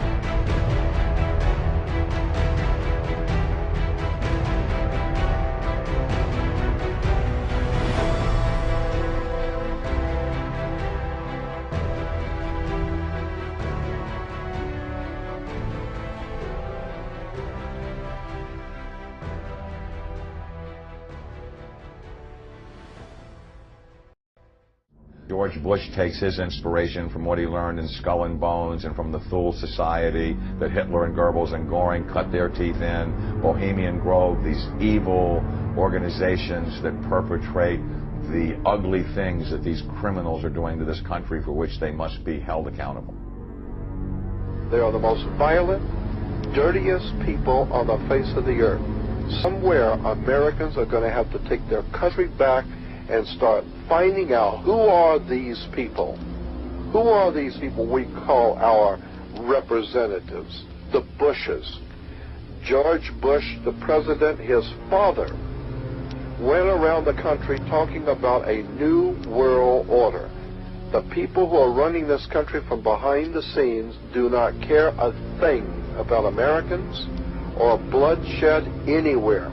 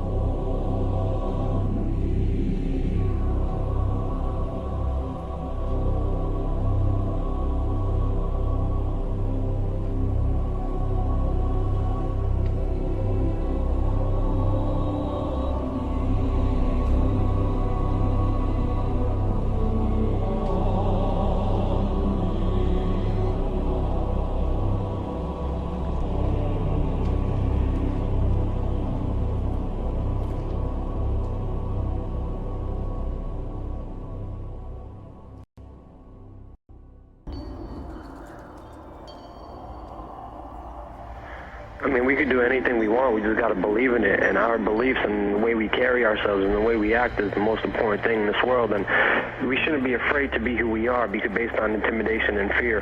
This government uses fear and depression as their major tools of oppression. And we have to understand we can't be scared. We can't be depressed. We have to think positively. We have to do good things. And it's not about me. It's not about individuals. It's about all of us standing up for what's right. And when we all stand up, that's going to be the significant amount of change that we're going to see in this world. That's going to be the time where we're going to take this country back for what it's supposed to be, truth, liberty, and love. And that's the main principles behind We Are Change.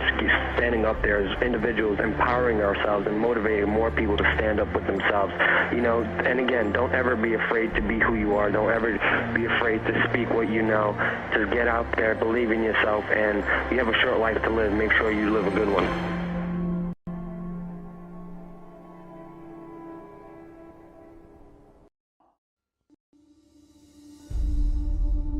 There's a worldwide revolution going on.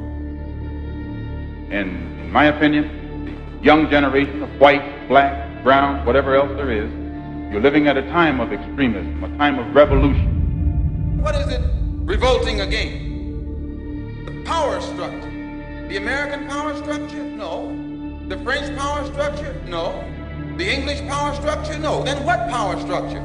An international Western power structure. And I, for one, will join in with anyone, don't care what color you are, as long as you want to change this miserable condition that exists on this earth. And there's got to be a change. People in power have misused it, and now there has to be a change, and a better world has to be built, and the only way it's going to be built is with extreme methods. So what you and I have got to do is get involved.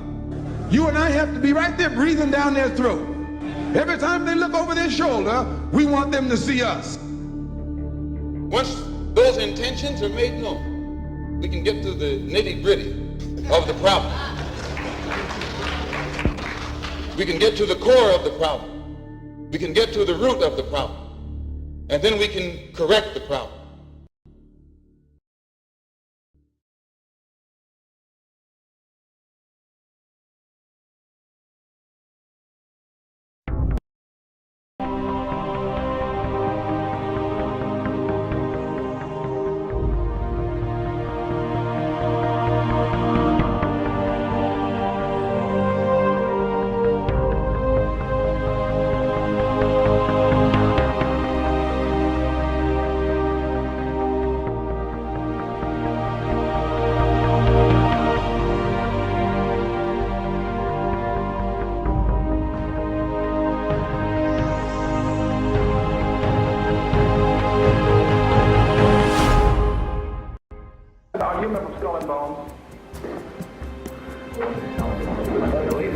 Does it still exist? The thing is so secret, I'm not even sure it still exists.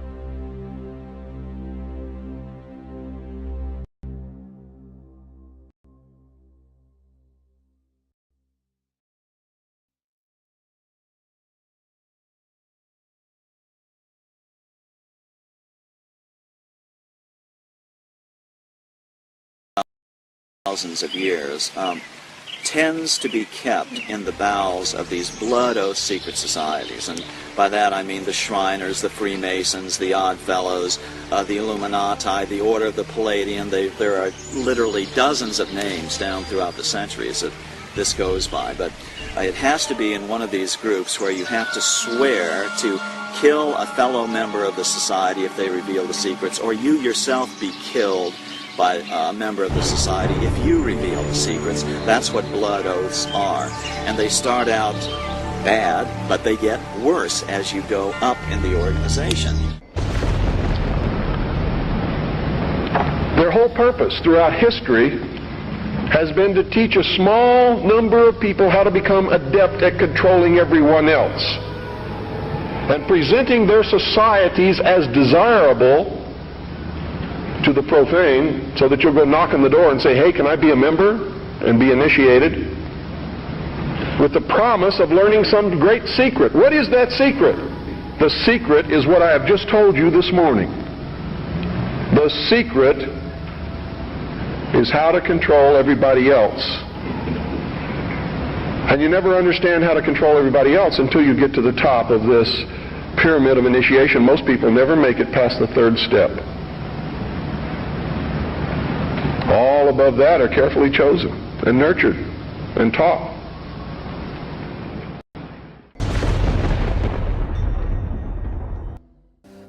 As with all secret societies, you have levels, and if you're on the lower levels, you don't even know they're upper levels. They don't even tell you. You bump into it by accident, or someone comes along. Now, in Scottish Rite, that's something different, because they know that there's a...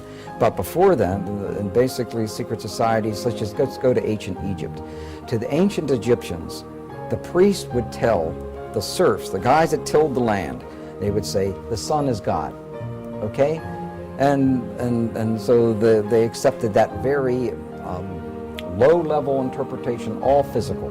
That's not what the priest believed. What the priest believed, there was a second level.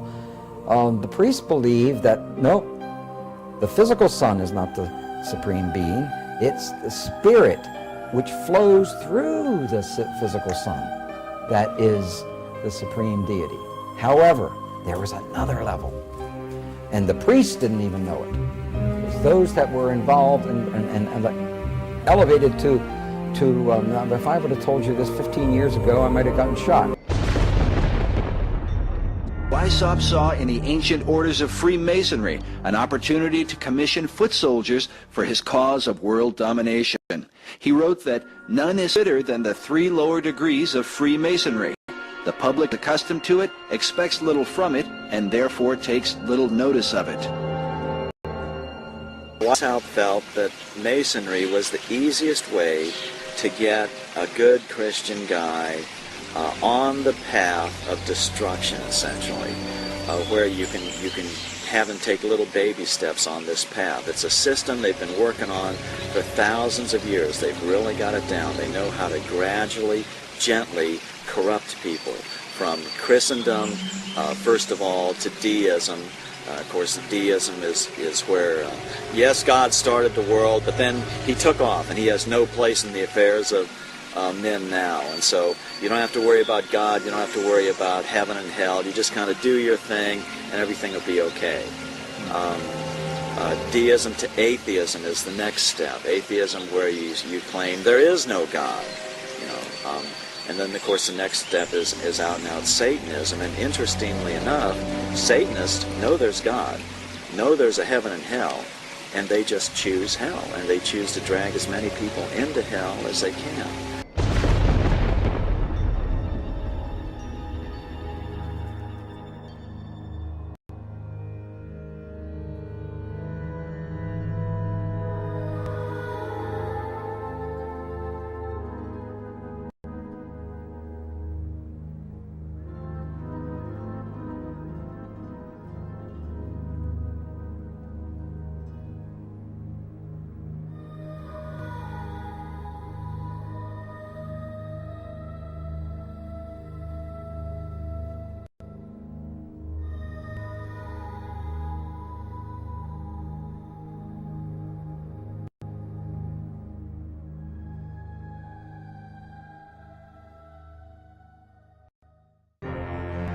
The religion of Masonry, while often cloaked with Christian titles, is actually based upon the ancient mystery religion of Babylon and Egypt. These same mysteries governed the worship of Medo-Persia, Greece, and Rome. The mysteries are often symbolized by the all-seeing eye, sometimes called the eye of God. But the God of Masonry is not the same as the God of the Bible. None was more adamant about this point than the man considered by many to be the most influential Mason of all time, Albert Pike. Albert Pike was a Confederate Civil War general who was the head of American Freemasonry in the post-Civil War period. He was probably he's certainly the most important American Mason. His book, Morals and Dogma, is required reading for every Freemason. He says on page 624, the 28th degree, Teachings of the 28th Degree, he says, quote, Masonry is identical with the ancient mysteries. Okay? And then he goes on, he says, we reproduce the speculations of the philosophers, the Kabbalists, the mystiques, and the Gnostics, unquote. Well, these were all systems, religious systems, that worshipped Lucifer. Pike probably mistakenly reveals his true intent, because he speaks of Lucifer frequently. When he says we are identical to all the mysteries, the mysteries were all brought under God's condemnation and destroyed at one point or another in history. From the Babylonian mysteries to the Egyptian mysteries to the peoples living in the land of Canaan. When, you know, the major reason God destroyed them, he ordered them to be killed, man and women and child, as they were all worshiping Satan. Now see, Masons distinguish between Lucifer and Satan. Masons believe that Lucifer is the light bearer, the good God, and that the Christian God is called Adonai, the evil God. They use as their justification that if the Christian God was a good God, then there wouldn't be this Garden of Eden problem where because you ate of the apple, now you have to suffer and you have to, the sweat of your brow, you have to make your living. Well, women have to give birth in pain, etc. You know, no good father would do that to his children. So the Christian God is the evil God, where Lucifer is the good God, because he'll give you everything you want. He'll fulfill your every desire. In 1908, French occult expert Copin Albancelli wrote, certain Masonic societies exist which are satanic, not in the sense that the devil comes to preside at their meetings, but in that their initiates profess the cult of Lucifer. They adore him as the true God, and they are animated by an implacable hatred against the Christian God, whom they declare to be an impostor. Perhaps Albert Pike's most famous and controversial quote is this one: the true and pure philosophic religion is the belief in Lucifer, the equal of Adonai. But Lucifer, God of light, is struggling for humanity against Adonai, the God of darkness and evil. Because of this, occult author Edith Starr Miller wrote, "Luciferian occultism controls Freemasonry." It is important to remember that the lower ranks of Masonry are largely unaware of the deception of their leaders. Master Mason Manly P. Hall, who said that when the Mason learns the mystery of his craft, the seething energies of Lucifer are in his hands, also made it clear that Freemasonry is a fraternity within a fraternity, an outer organization concealing an inner brotherhood of the elect. Meanwhile, Albert Pike wrote in his famous Morals and Dogma that symbols are displayed to the initiate, but he is intentionally misled by false interpretations. It is not intended that he shall understand them, but it is intended that he'll imagine that he shall understand them. Their whole goal with this philosophy is to teach all men and women that the only end of life is to seek the utmost pleasure and happiness that you can get out of it, because when you die, there's nothing else. That's what they teach. That's what they want you to be. They don't want laws against sexual promiscuity. That's why they don't want families. That's why they don't want marriage. That's why they encourage homosexuality. There's a method to their madness. There's really not much method to yours, because you're operating from a place of ignorance, and until you change that, you're going to be bumbling around, bumping into each other, saying and doing the wrong things, not understanding the nature of your enemy. And if you don't understand the nature of your enemy and the weapons they use, you cannot fight that enemy. You can't fight the battle. You couldn't even be on the battlefield. That's why you're losing the war. And don't tell me you're not, because I'm in a place of great knowledge about who's winning and who's losing the war. And I can assure you, you're losing the war. Doesn't mean it can't be turned around, but it'll never be turned around until you learn what you need to know. It is simply the fact that certain of their members worship Lucifer, and that they keep that secret from the overwhelming majority of their own members, and certainly the public is never to know this fact if they can help it.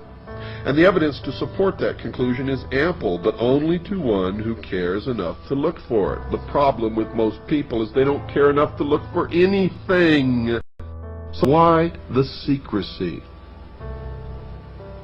The secrecy is because, folks, the real secret of Mystery Babylon is how to control everyone else. And if they reveal these secrets, they won't have the control, for it'll be in the hands of everyone. That is the greatest secret of the secret societies. And I can tell you now that most of us have been living in fantasy land for all of our lives. We don't even know anything near what the truth of any matter is. We must begin an honest search. Now Osiris has as a symbol an eye, and that eye, of course, is the sun. And this eye represents the son of the underworld. Quote, the arcana, defined as being a secret or hidden knowledge of the ancient mysteries, were never revealed to the profane, defined as those not initiated into the inner mysteries, except through the media of symbols. You're going to find, folks, that symbols mean more than you will ever begin to understand unless you waded deep into the stream of the Mystery Babylon, as I have.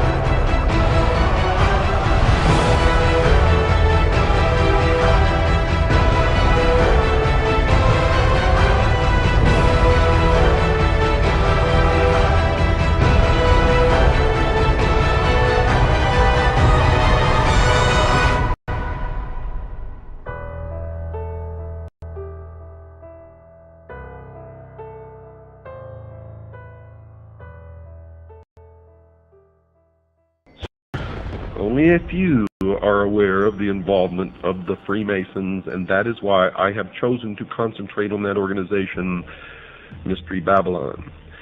And the reason I'm concentrating on that organization is because it is their members who have infiltrated the church and the educational field who control those other two organizations. So really there's only one organization that needs to be dealt with, and that is Freemasonry.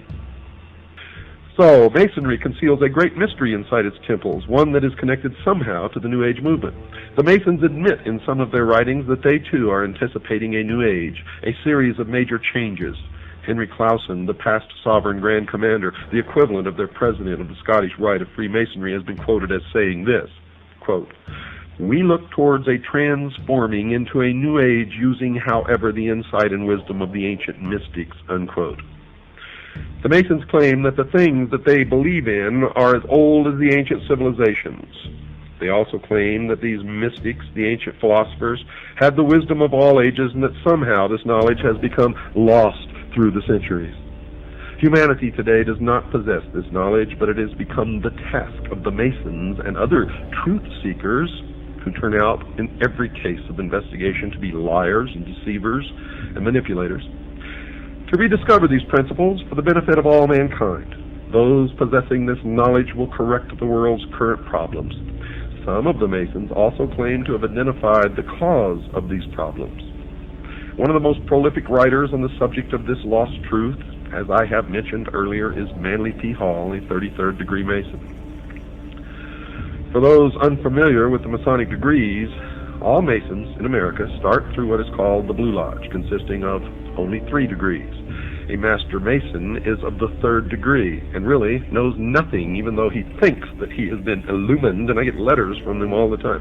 "I'm a Master Mason, and I've never heard of any of the stuff that you're talking about." Oh, boy. It amazes me, folks. It just absolutely amazes me that people are so stupid. It drives me wild. The initiate into the Blue Lodge goes through 3 separate and different initiation ceremonies, one for each degree. After completing these ceremonies, he may stay where he is or choose to affiliate himself with either the York Rite, which has 13 degrees, or the Scottish Rite, which has 32, and then the meritorious 33rd. The latter is divided into 2 separate jurisdictions, the southern and the northern. And these are based primarily on state borders, and whether one joins one or the other depends on where the initiate lives. The 2 Scottish rites have an additional 29 degrees, making for a total of 32. There is one more degree called the 33rd degree, which is honorary, and only a few are invited into that degree, and to even be considered, they must perform some major work toward the completion of the great work, which is the plan to bring about the utopia on earth, the socialist dream. The York Rite has a total of 9 degrees. However, since little has been revealed about this order, we will concentrate on only the Scottish Rite, and in particular the southern jurisdiction. Well, I've since discovered that the York Rite has a total of 13 degrees, folks, not just 9.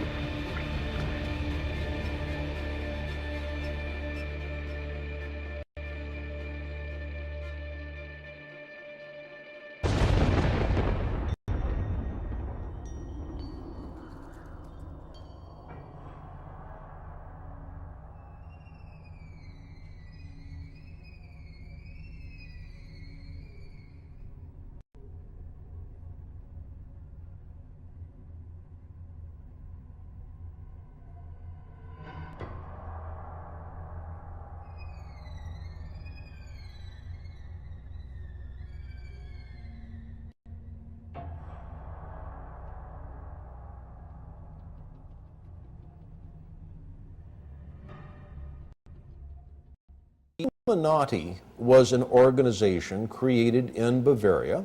A Freemason named Adam Weishaupt created the Illuminati as an inner circle of Freemasons. And he was very definitely taken by the period of the Enlightenment. He saw liberal democracy and liberal government, not liberal in the sense that we use it today in political talk, but liberal in the sense of giving rights and freedoms to the citizen as an important way to improve the world.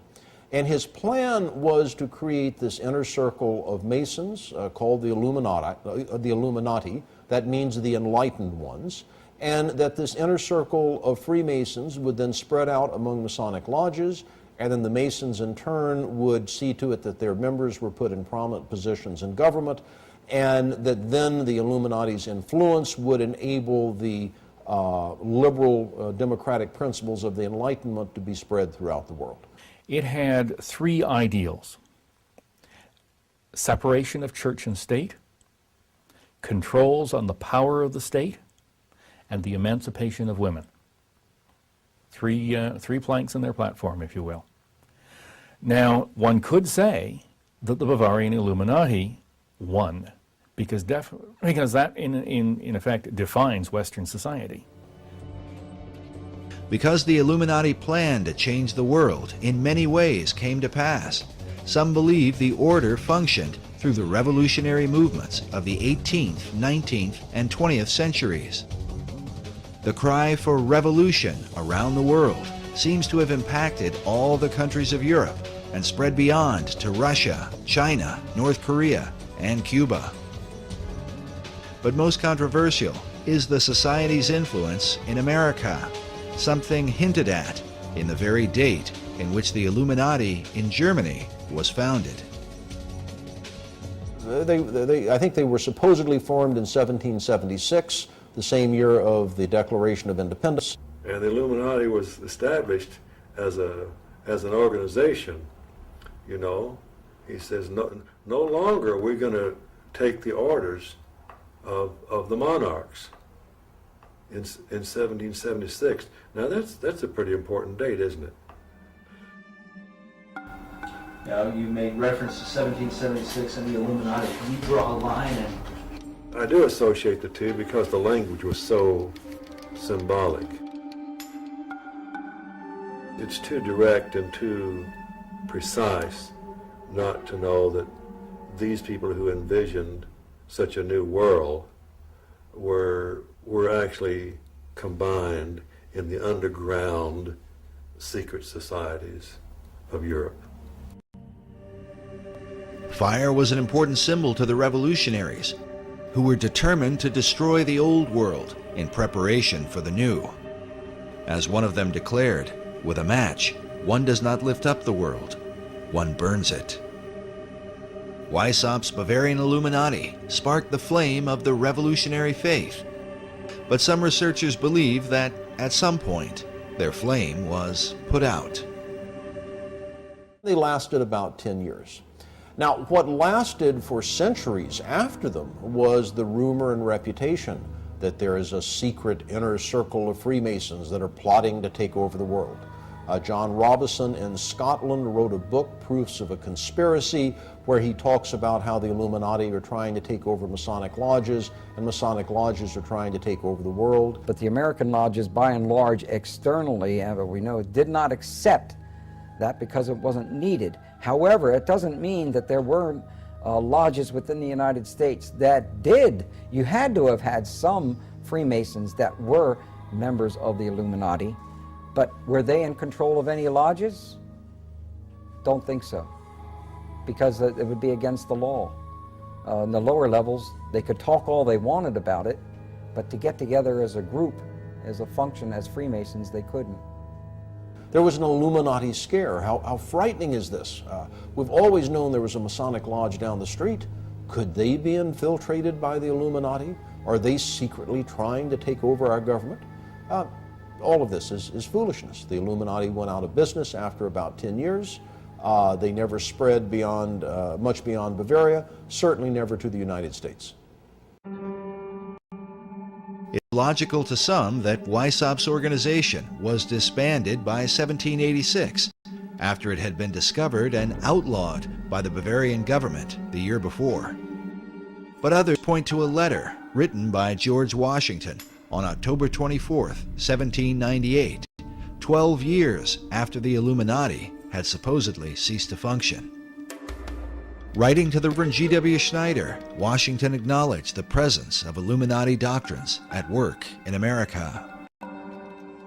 The Reverend Schneider had sent Washington a copy of the book, Proofs of a Conspiracy Against All the Religions and Governments of Europe, by Professor John Robeson, saying that his book gives a full account of a society of Freemasons that distinguishes itself by the name of Illuminati, whose plan is to overturn all government and all religion. For many researchers, the presence of the all-seeing eye floating above an unfinished pyramid stands as clearest proof of the Illuminati at work in America. I believe the symbol on the dollar bill, the truncated pyramid, is directly related to the Illuminati. According to Dr. Billington, it was the Bavarian Illuminati that put the fire in the minds of men and compelled them toward a global revolution to change the world. Is it possible that this philosophy is at work in America today? By our efforts, we have lit a fire as well, a fire in the minds of men. It warms those who feel its power. It burns those who fight its progress. And one day, this untamed fire of freedom will reach the darkest corners of our world. The Secret Destiny of America. Manly P. Hall wrote that world democracy was the secret dream of the great classical philosophers, saying that the brilliant plan of the ancients has survived to our time, and it will continue to function until the great work is accomplished. Many researchers believe this great work is the secret behind the wars and rumors of war America has been involved in through the 20th century, right up to the present day. Could this plan of the ancients to establish a world democracy be the real hidden agenda of secret societies? And was this ancient plan echoed in the 2005 inaugural address given by President Bush? When our founders declared a new order of the ages, they were acting on an ancient hope that is meant to be fulfilled. The occult is working at the highest levels of our society, using the military and financial power of the United States to bring about this one world state. And the president has spoken openly about it, how the purpose of the United States is to bring democracy to the nations of the world. Where did this become the function of our nation, to bring democracy to the world? You only need to read the writings of Manly P. Hall, where he tells you that for 3,000 years, secret societies have been working to bring democracy to the world. You read President Bush's speech, before the Association on Democracy, the National Association of Democracy. He tells you for 2,500 years, people have been working to bring democracy to the world. Yet the ancient philosophers recognized that a true democracy could only be achieved by a society of perfected men. The perfected men would be comfortable in a true democracy. And probably a true democracy cannot emerge until there is enough of such human beings in the world that can take over the government of man. It will be that kind of leadership. It'll be like Plato's vision of the philosopher king, the man who has wisdom and the man who has power. Democracy has the occult promise of a fair world to live in.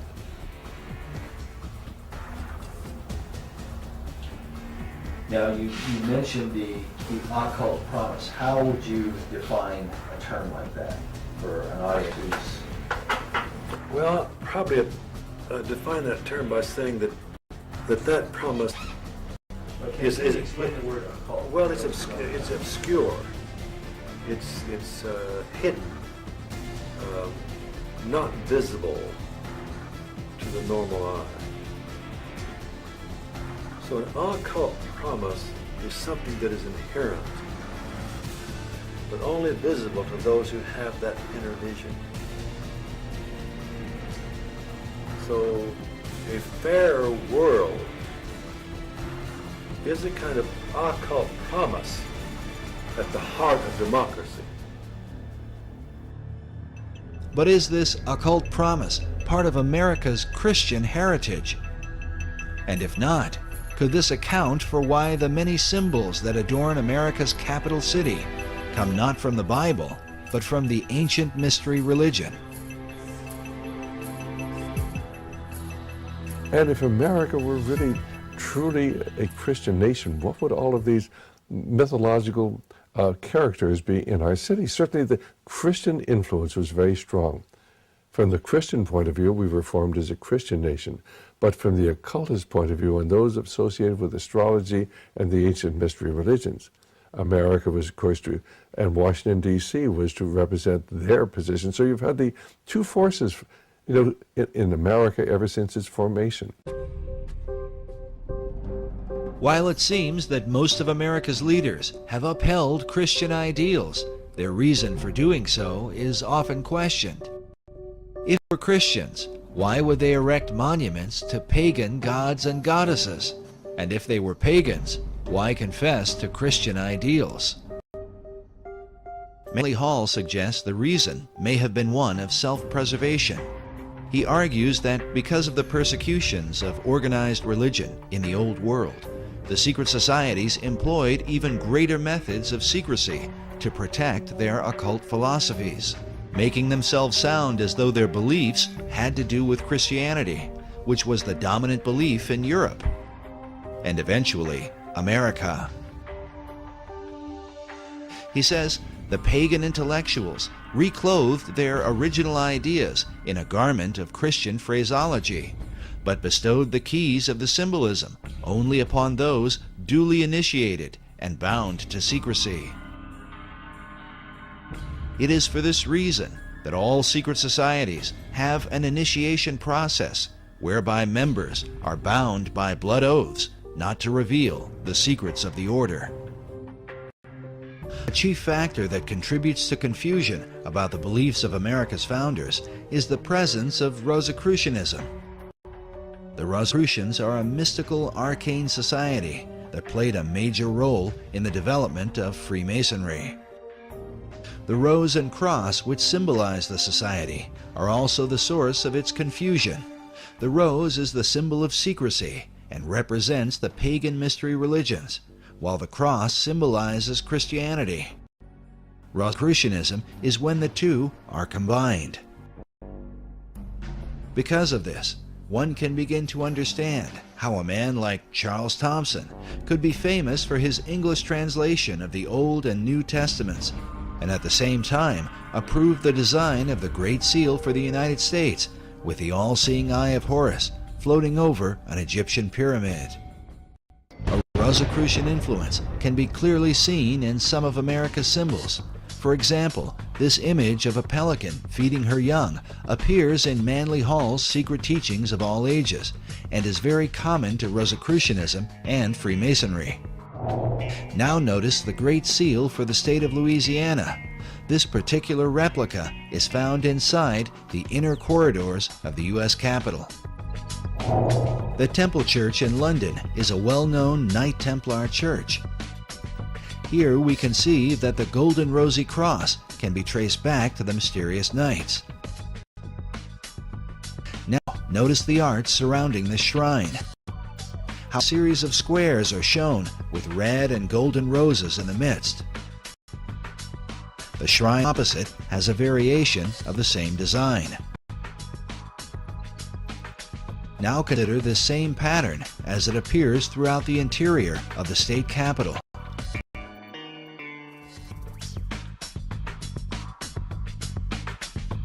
Inside the old Supreme Court room, and in various forms throughout the Library of Congress.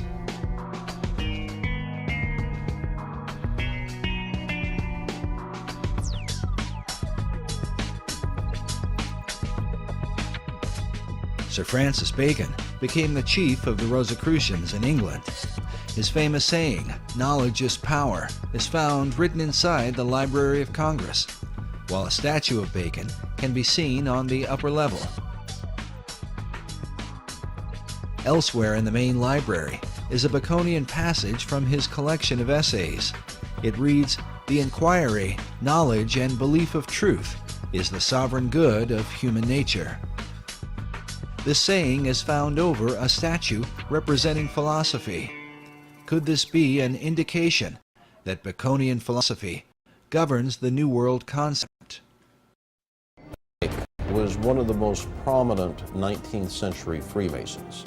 He joined the fraternity, I believe, in 1859, just before the Civil War. He was a scholar of ancient languages, was very familiar with what we would call comparative religion today, and he was given the task by the Supreme Council for the Southern Jurisdiction to rewrite their rituals. And this he did just before the Civil War, and then after the Civil War, he was elected Grand Commander of the Southern Jurisdiction, and he served in that position until his death in, I think, 1891. Grand Commander for the Southern Jurisdiction, which is based in Washington, D.C. To the Scottish Rite is his book, Morals and Dogma of the Ancient and Accepted Scottish Rite of Freemasonry. On the page it reads, Esoteric Book for Scottish Rite use only, to be returned upon withdrawal or death of recipient. It's given Masons after they've gone through a series of stuff, then they're given a copy of Albert Pike's book. Pike declared that the true definition of Freemasonry is an advance toward the light.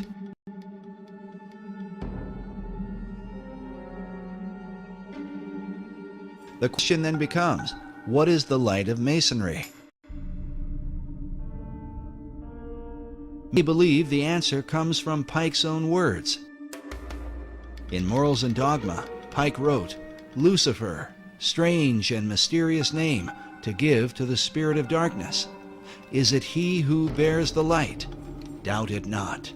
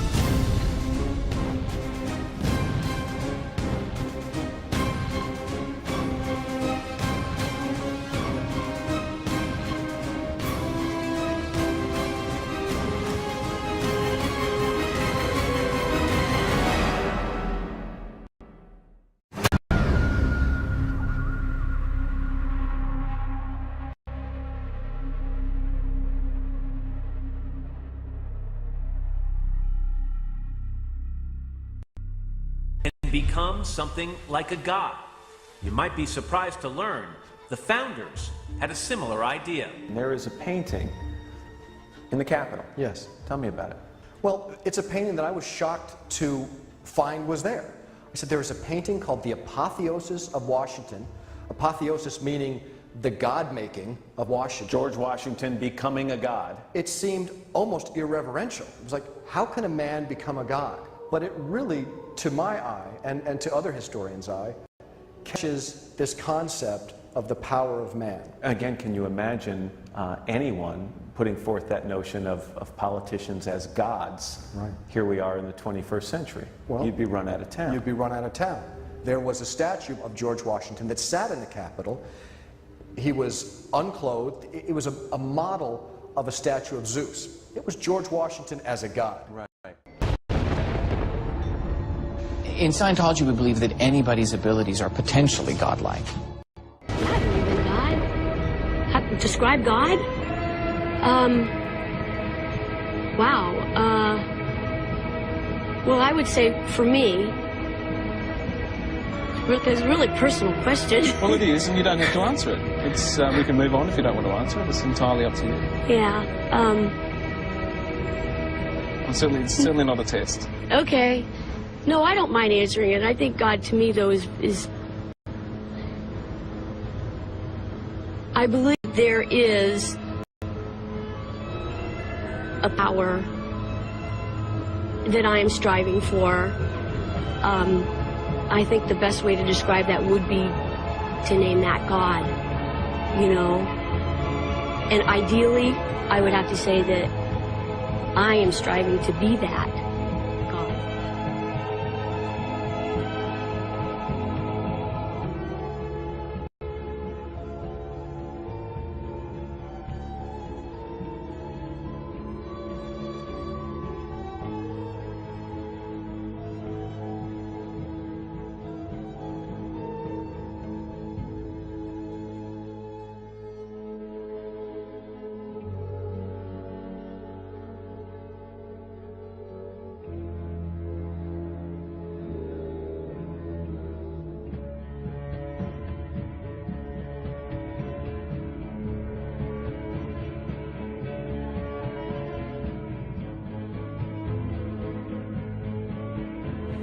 I know for a fact that there's definitely people that believe in Satan and worship Satan, you know what I mean?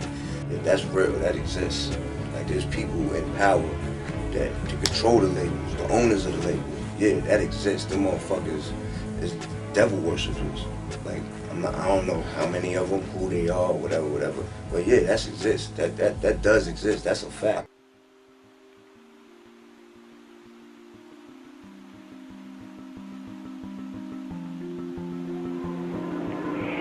You always know. We always know which is the right way and which is the bad way. The bad way sometimes feels better, so we may choose that way and justify it by rationalization in order to make ourselves feel better about the bad that we did. Isn't that the way we all do things? Even if we do something wrong and we know we're doing something wrong, don't we attempt to rationalize it in our own mind and to our friends to justify what we're doing? So I believe it's a great fallacy to set out to brand those whom we disagree with as being evil people. The result of their actions we may perceive to be evil. We may perceive it to be bad, but I guarantee you those people don't see it that way. You see, nobody gets up in the morning and sets out to do evil. Nobody consciously does that. I've never met any person in my entire life who said, I'm evil, I'm going to do evil things, I like to do evil things, I want to do evil things. They don't exist, in my knowledge. And when we present ourselves to them in that light, we're good and they're evil, do you think we have a chance of getting them to listen to us? Not on your life. It's not going to happen. So I think we have to change the way we talk. We have to talk to them in a different manner.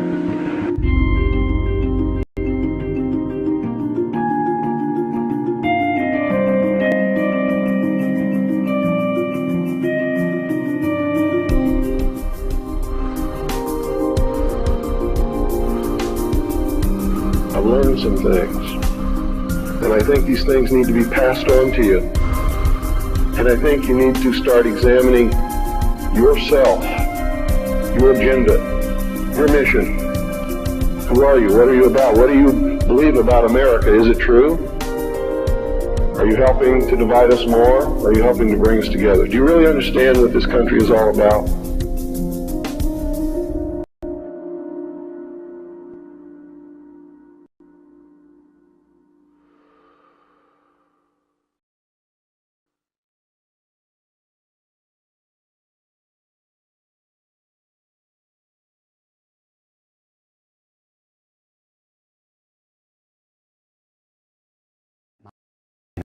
Made a very interesting and profound statement.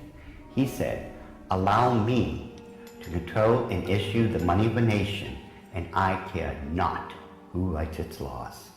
And he was right. Meyer Amschel Rothschild is called the founding father of international finance. In 2005, Forbes magazine ranked him 7th on their list of the 20 most influential businessmen of all time. This happened back in 1776, and this was during May 1st and shortly thereafter. The significance behind that is that on May 1st, 1776, Dr. Adam Weishaupt, who was a devout Jesuit priest, who was given the chair of the professorship of religious studies at Ingolstadt University, was approached by Meyer Amschel Bauer, who would later change his last name to Rothschild, along with 12 of his most financially influential friends. They knew Weishaupt at that particular time was not only a genius when it came to the occult world, but Weishaupt also had an axe to grind, because it was the Catholic Church that just recently defrocked him. He was no longer a Jesuit priest, and he was going to send a message to them, to the monarchies of Europe, and to all other people who would try to have their will over his. What Rothschild and Weishaupt came up with was a plan to destroy the old world system of government through monarchies and the church, and to set up a new world order in its place. This is said to be the great plan of all the secret societies. So what happened? Maya Angelou approached Weishaupt and basically told him, we know you've got the occult knowledge and genius to put it all together. We've got the money. You do it, we'll back it. Just paraphrase what really happened. So in 1773, Weishaupt started creating what had never been created before. The idea of Illuminism had always been around, ever since the days of Babylon, with the co-founders of being that Nimrod and Semiramis. But no one had ever been able to actualize it. However, May 1st, 1776, the Order of the Illuminati had become a reality under the auspices of Dr. Adam Weishaupt. Now, like other nations, orders, countries and such, they have their two great seals. The Order of the Illuminati does. Those two seals can be found on the back of a $1 bill. People mistake those to be the two great seals of the United States of America. They are not. Those are the two seals of the Order of the Illuminati. And I'm going to explain it to you. In order to understand the seal itself, we have to first take a look at every single thing that composites it. We look at the first part of it on our left, which would be the truncated pyramid one. Above it is a 13-letter Latin expression that says Annuit Corruptus, and directly underneath the base of the pyramid is a 3-word Latin expression which is Novus Ordo Seclorum. If you were to look up the word, let's say, work, in the English dictionary, you're going to find at least 50 different meanings for it. It is the same thing in Latin. Different words have different meanings. They have more than one meaning. The word seclorum, one of the definitive meanings is secular. Something that is secular is of the world. So it is proper, very proper, to translate the bottom as New World Order, the Novus Ordo Seclorum. The whole of it is saying, announcing the birth of a new world order. This would be Dr. Adam Weishaupt himself, the very first head of the Order of the Illuminati. It was Weishaupt who had himself come up with a 7-part plan to create what he called the Novus Ordo Seclorum, or the New World Order. This is the person responsible for it. The interesting thing about the front of the dollar bill is that there are 4 huge ones. There is one in every single corner. Now if we look at every single one of them, they each have an oval around it, except for the top right-hand one. Now if we look at this blow-up version of it, you will find there is no oval. This is a shield that is surrounding the one. Now, the reason there was a shield here is because this is very similar to the original shield that was given to the Rothschild family when Baron Maya Angelou Rothschild had become knighted in England and received the lordship. If we look across the top of this shield, all the way to the left-hand side, it drops down and forms a crescent moon. It's a crescent moon because it represents the female goddess in the occult world. At the bottom of that shield, of that lunar moon, you will see the owl. And it's very obvious. Once you take a good look at that part of the crescent moon, and it is the same Illuminati owl that is being worshipped at the Bohemian Grove in California by those members of the Bohemian Grove, where presidents, premiers, kings and queens and heads of nations throughout this world have met. You can tell just by looking at this photo, that is a 40-foot owl. It is made out of oak, and that the worshippers are surrounding that fire pit around that altar, which is easily reflected in the lake around them. This is definitely the hour of the Illuminati. Lift up your heads, O ye trees, and be ye lifted up, ye everlasting spires. For behold, here is Bohemia's shrine, and holy are the pillars of this house.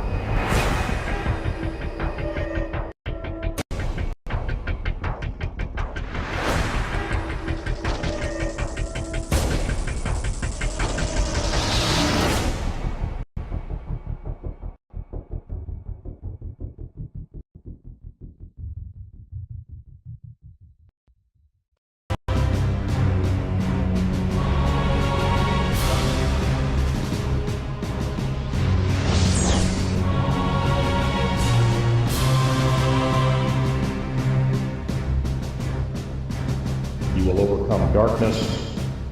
You will be enlightened.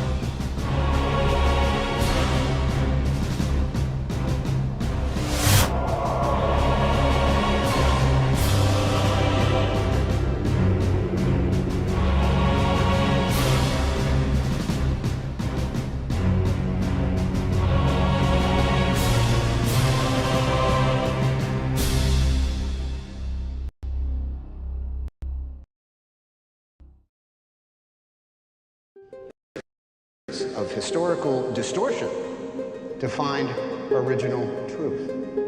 Tonight, this will be our quest.